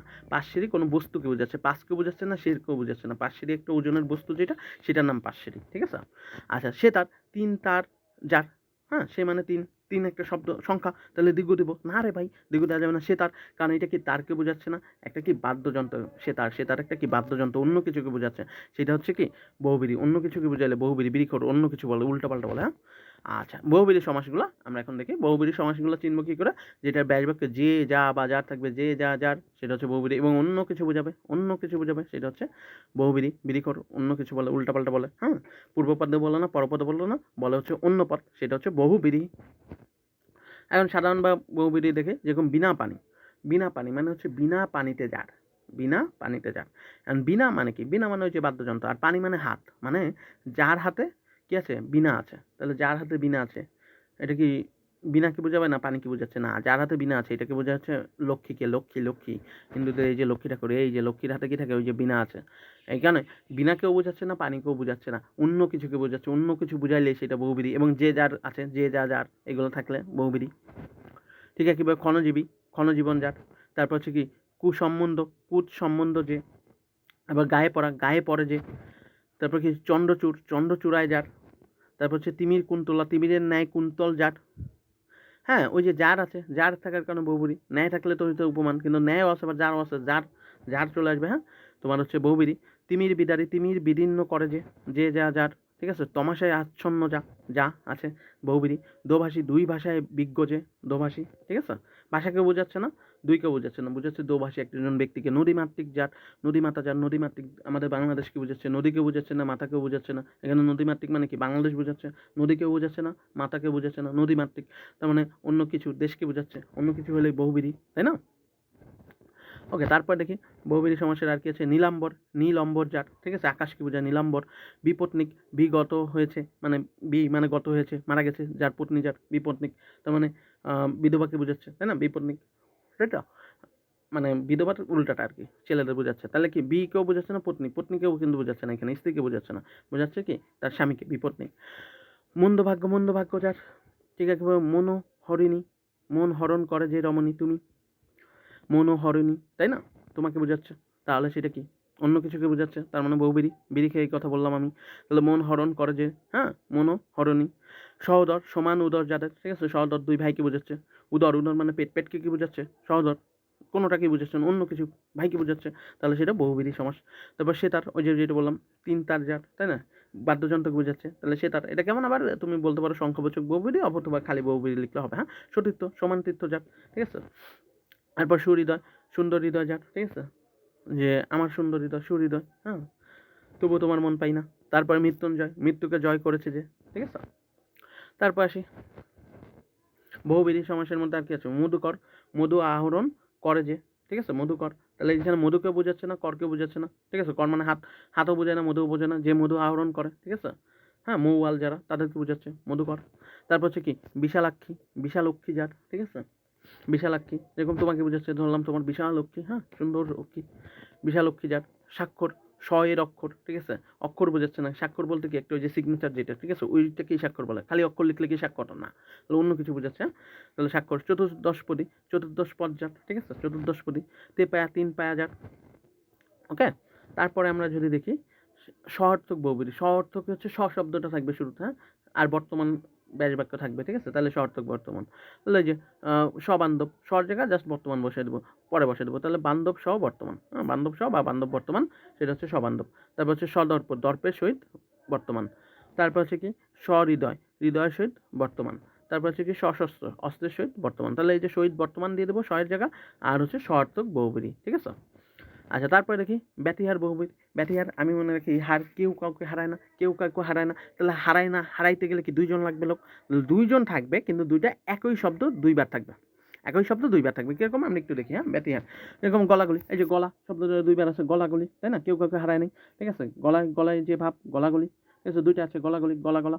এই যে চোখাচোখি, দুইটা আছে, হ্যাঁ, তোমার চোখে চোখে চোখাচোখি আমরা করতে চাই কিন্তু করলা না, চোখে চোখে যে কথা, চোখাচোখি, তাই না, ঠিক আছে। চোখাচোখি চোখকে বোঝাচ্ছে না, চোখকে বোঝাচ্ছে না, চোখে চোখে যে কথা সেটাকে বোঝাচ্ছে, তার মানে চোখাচোখি এটা, হ্যাঁ। তাহলে সেটা কি ব্যতিহার বহুব্রীহি, ঠিক আছে। ব্যতিহার বহুব্রীহি তো বুঝতে পারছি। রক্তারক্তি, রক্তকে কি বোঝাচ্ছে না, এটা মূলত যুদ্ধকে বোঝাচ্ছে, যুদ্ধ, অন্য কিছুকে বোঝাচ্ছে। অন্য কিছু বোঝাইলে সেটা হচ্ছে বহুব্রীহি। আর রক্তারক্তি, ওই যে দুইটা শব্দ রক্তারক্তি, হ্যাঁ, দুইটা একই রকম শব্দ হলে সেটা ব্যতিহার হয়। কেউ কাউকে হারায় না, ব্যতিহার, তাই না। দুইজন থাকে, রক্তপাত করে যে যুদ্ধ, রক্তারক্তি। তারপর লাঠালাঠি, সেই একই কথা, লাঠিতে লাঠিতে যে যুদ্ধ বা লাঠিতে লাঠিতে যে ক্রিয়া, হ্যাঁ, লাঠালাঠি যুদ্ধ বোঝাচ্ছে, লাঠিকে বোঝাচ্ছে না। হাসাহাসি, হাসতে হাসতে যে ক্রিয়া, ঠিক আছে। তারপর হাতাহাতি, হাতে হাতে যে যুদ্ধ, ঠিক আছে। এটা তো আর হাতকে বোঝাচ্ছে না, হাতে হাতে যে যুদ্ধ, তাই তো। ওকে, তারপর আসি মধ্যপদ লোপী বহুব্রীহি। মধ্যপদ লোপী কোনটা, যেটা মাঝখানের পদ লোপ পাবে, তাই না, এরকম একটা বহুব্রীহি, মাঝখানের পদ লোপ পাবে। খরম পা, খরম আকৃতির পাজার, খরম পা, এই যে আকৃতির পা লোপ পাচ্ছে, আকৃতির লোপ পাচ্ছে, তাই না। গায়ে হলুদ দেওয়া হয় যে অনুষ্ঠানে, ঠিক আছে, এটাও কি একটা মধ্যপদ লোপী কর্মধারয়। তারপর জীবন বীমা, জীবন বীমাকে কিন্তু আমরা অন্য সমাসে বলছি, আবার এখানে জীবন রক্ষার্থে যে বীমা বলছি, একটাকে অনেকভাবে বলা যায়, হ্যাঁ। মধ্যপদ লোপী বহুব্রীহি বলা হচ্ছে। জীবন বাড়ি, জীবন রক্ষার্থে যে বাড়ি, তাহলে যে রক্ষার্থে বাড়ি যাচ্ছে। মকরমুখ, মকরের মুখের ন্যায় মুখ যার, মকরমুখ, ঠিক আছে, এগুলো মধ্যপদ লোপী। সাপত কুকুরের পায়ের মতো পা যার, ঠিক আছে, তাহলে মধ্যপদ লোপী বহুব্রীহি আমরা বুঝতে পারলাম। এরপর নিপাতনে সিদ্ধ বহুব্রীহি একটা মনে রাখবো, সেটা হচ্ছে দ্বীপ, দুদিকে অপজার, সেটা হচ্ছে নিপাতনে সিদ্ধ বহুব্রীহি, দুদিকে অপজার, দ্বীপ, হ্যাঁ। অলুক বহুব্রীহি, অলুক মানে কি অলুপ্ত, হ্যাঁ, লুপ্ত মানে বিভক্তি লোপ পাবে না। এই যে হাতে খড়ি, হাতে খড়ি যার, ওই যে হাতে একারটা তো লুপ্ত পাইতে পারতো, তাই না, একার লুপ্ত পাইলেই হয়ে যেত হচ্ছে সপ্তমী বিভক্তি, হাত খড়ি যদি হইতো, কিন্তু তা হয়নি, হাতে খড়ি যার, ঠিক আছে, হাতে খড়ি, একার লোপ পায়নি, তাহলে হচ্ছে অলুপ্ত, অলুক বহুব্রীহি, যেহেতু যার আছে, তাই না। আচ্ছা, নয় ইয় বহুব্রীহি, এটা মনে রাখতে হবে, খুব ইম্পর্টেন্ট, নয় ইয় বহুব্রীহি। নয় মানে কি না, তাই না। এখন তাহলে একটা নেতিবাচক শব্দ হইতে হবে, সেই নেতিবাচক শব্দের শুরুতে যদি নিবে না থাকে, মনে রাখবো, নিবে না, নিবে না থাকে, তাহলে সেটা হয় বহুব্রীহি। নিবে না বলতে কি নি থাকতে পারে বা বে থাকতে পারে বা না থাকতে পারে। এই যেরকম নির্ঝঞ্ঝাট, নি আছে শব্দ শুরুতে, নি, তাহলে নি, বে অথবা না, হ্যাঁ, এইগুলো থাকলে কি হবে, সেটা নয় ইয় বহুব্রীহি হয়, নেতিবাচক শব্দ। এটা নেতিবাচক শব্দ। নির্ঝঞ্ঝাট মানে নাই ঝঞ্ঝাট যাতে, নির্ঝঞ্ঝাট। নিরর্থক, নেই অর্থ যার, নি শব্দটা আছে প্রথমে, নেই অর্থ যার, নয় বহুব্রীহি। তারপর নিরপেক্ষ, নেই উদ্বেগ যার, নি আছে, তাহলে হচ্ছে নয় বহুব্রীহি। তারপর এই যে বি আছে, হ্যাঁ, নিবে না, বি বা বে, ঠিক আছে, এগুলো থাকলে বি। নাই মন যার, বি মনা, ঠিক আছে, তোমার বি মনা, তাই তো, মন নাই, তাই না, মন নাই বলেই তো আমার প্রেমে পড়ছো না, বি মনা, তাই না। তারপর হচ্ছে কি বেতার, নাই তার যার, বেতার। তারপর বে অরিস, নেই অরিস যার, তাই তো, বে অরিস। বে বে বে বে বে থাকলে কি নিবে না, নিবে না, বে থাকলে কি নেতিবাচকে যদি বে থাকে নয় ও বহুব্রীহি, তাহলে যে বে অরিস, নেই অরিস যার, বে হিসাবে নেই হিসাব যার, ঠিক আছে, নেই আসছে। বেহুশ মানে আমরা ওই বে শব্দের জায়গায় কি নেই বসে দিচ্ছি, নেই বা না বসে দিচ্ছি, তাই না, নেই হুশ যার, বেহুশ। নাম মঞ্জুরটা একটু মনে রাখবেন, যে নয় মঞ্জুর যা, এটাকে আবার তৎপুরুষ, নয় ও তৎপুরুষও বলে, ঠিক আছে, তার নয় ও বহুব্রীহি বলা ভালো। নাম, নাম, তার মানে নয় মঞ্জুর যা, হ্যাঁ, নি না, নিবে না, না আছে, তাই তো, না থাকলে কি আমাদের নয় ও বহুব্রীহি হয়। এরকম আরো কিছু উদাহরণ দেখি আমরা, যেরকম বেঈমান, হ্যাঁ, বে আছে, বেবুঝ, বে আছে, বেহায়া, বেশরম, বেপর্দা, এগুলো তো পারবোই, যে নেই ইমান যার, নেই বুঝ যার, নেই হায়া যার, নেই শরম যার, নেই পর্দা যার, নেই কসুর যার, নাখোশ, হ্যাঁ, খোশ নয় যা, না হোক, হোক নয় যা, নিরুপায়, ঠিক আছে, উপায় নাই যার, নিখোঁজ, খোঁজ নাই যার, নির্লজ্জ, তাই না, আমি যেরকম নির্লজ্জের মতো তোমার প্রেমে পাগল, তাহলে এরকম, ঠিক আছে, নির্লজ্জ, লজ্জা নেই যার, ঠিক আছে, তাহলে এই যে নি, নি, বে, না, এগুলো থাকলে কি নয় ও বহুব্রীহি, ঠিক আছে, নয় ও বহুব্রীহি, ঠিক আছে। এরপরে আমরা যদি দেখি নয় ও তৎপুরুষ, এটা কি হবে, নয় ও তৎপুরুষটা ওইটাই, যে যেটা নেই থাকবে কিন্তু নেতিবাচক শব্দে অ থাকবে, শুরুতে যদি অ থাকে, ঠিক আছে, অ থাকলেই সেটা কি নয় ও তৎপুরুষ। যেরকম অজানা, নয় জানা বা ন জানা। তারপর হচ্ছে অচেনা, ন চেনা বা নয় চেনা। অদেখা, নয় দেখা, ঠিক আছে, অর জায়গায় নয় বসায় দেবো, শেষ। অবিশ্বাস, নয় বিশ্বাস।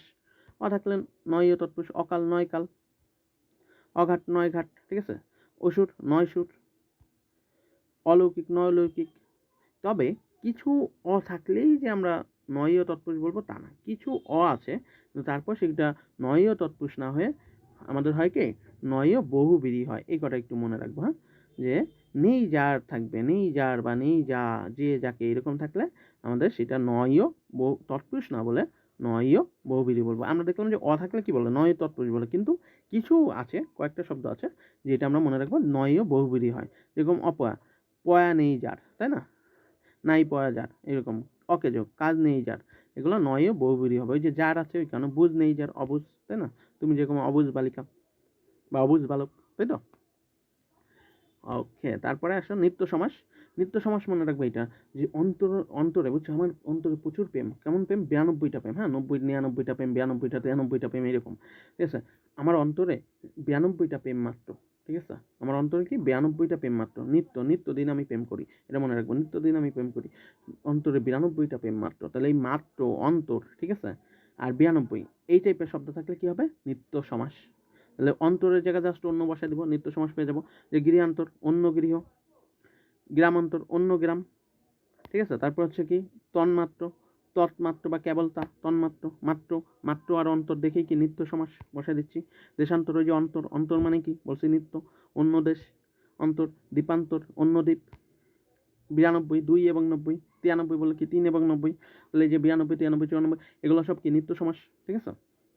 দ্বীপান্তর অন্য দ্বীপ, মতান্তর অন্য মত, তারপর যুগান্তর অন্য যুগ, অন্তর দেখে কি সব নিত্য সমাস, রূপান্তর অন্য রূপ, ঠিক আছে। ওকে, তাহলে অন্তর মাত্র, হ্যাঁ আমার হৃদয় বা আমার অন্তরে 92টা প্রেম মাত্র, তাহলে অন্তর মাত্র 92, এগুলো দেখলে তোমার নিত্য সমাস। পেয়াদি সমাস, পুরো সমান পেয়াদি, পুরো থাকলেই মনে রাখবো পেয়াদি, পুরো থাকলেই পেয়াদি, পুরো পেয়াদি, পুরো পেয়াদি, একদম ছন্দের মতো মুখস্থ। প্রগতি, প্রকৃষ্ট রূপে যে গতি, প্রগতি পেয়াদি সমাস। প্রভাব, প্রকৃষ্ট রূপে যে ভাব, প্রভাব, প্রকৃষ্ট যে বাদ, প্রবাদ, ঠিক আছে। প্রশান্তি, প্রকৃষ্ট রূপে শান্তি, প্রশান্তি, প্রকৃষ্ট রূপে ভাত, প্রভাত, ওকে। প্রবচন, প্রকৃষ্ট যে বচন, ঠিক আছে। তাহলে ওকে, ভালো লাগলে কি করতে হবে, লাইক কমেন্ট শেয়ার সাবস্ক্রাইব করতে হবে, আর মনটা দিয়ে দিতে হবে, ওকে, ভালোবাসাটা দিতে হবে, হ্যাঁ, ভালোবাসা পেলে এরকম আরও ভিডিও বানানো হবে। Thank you.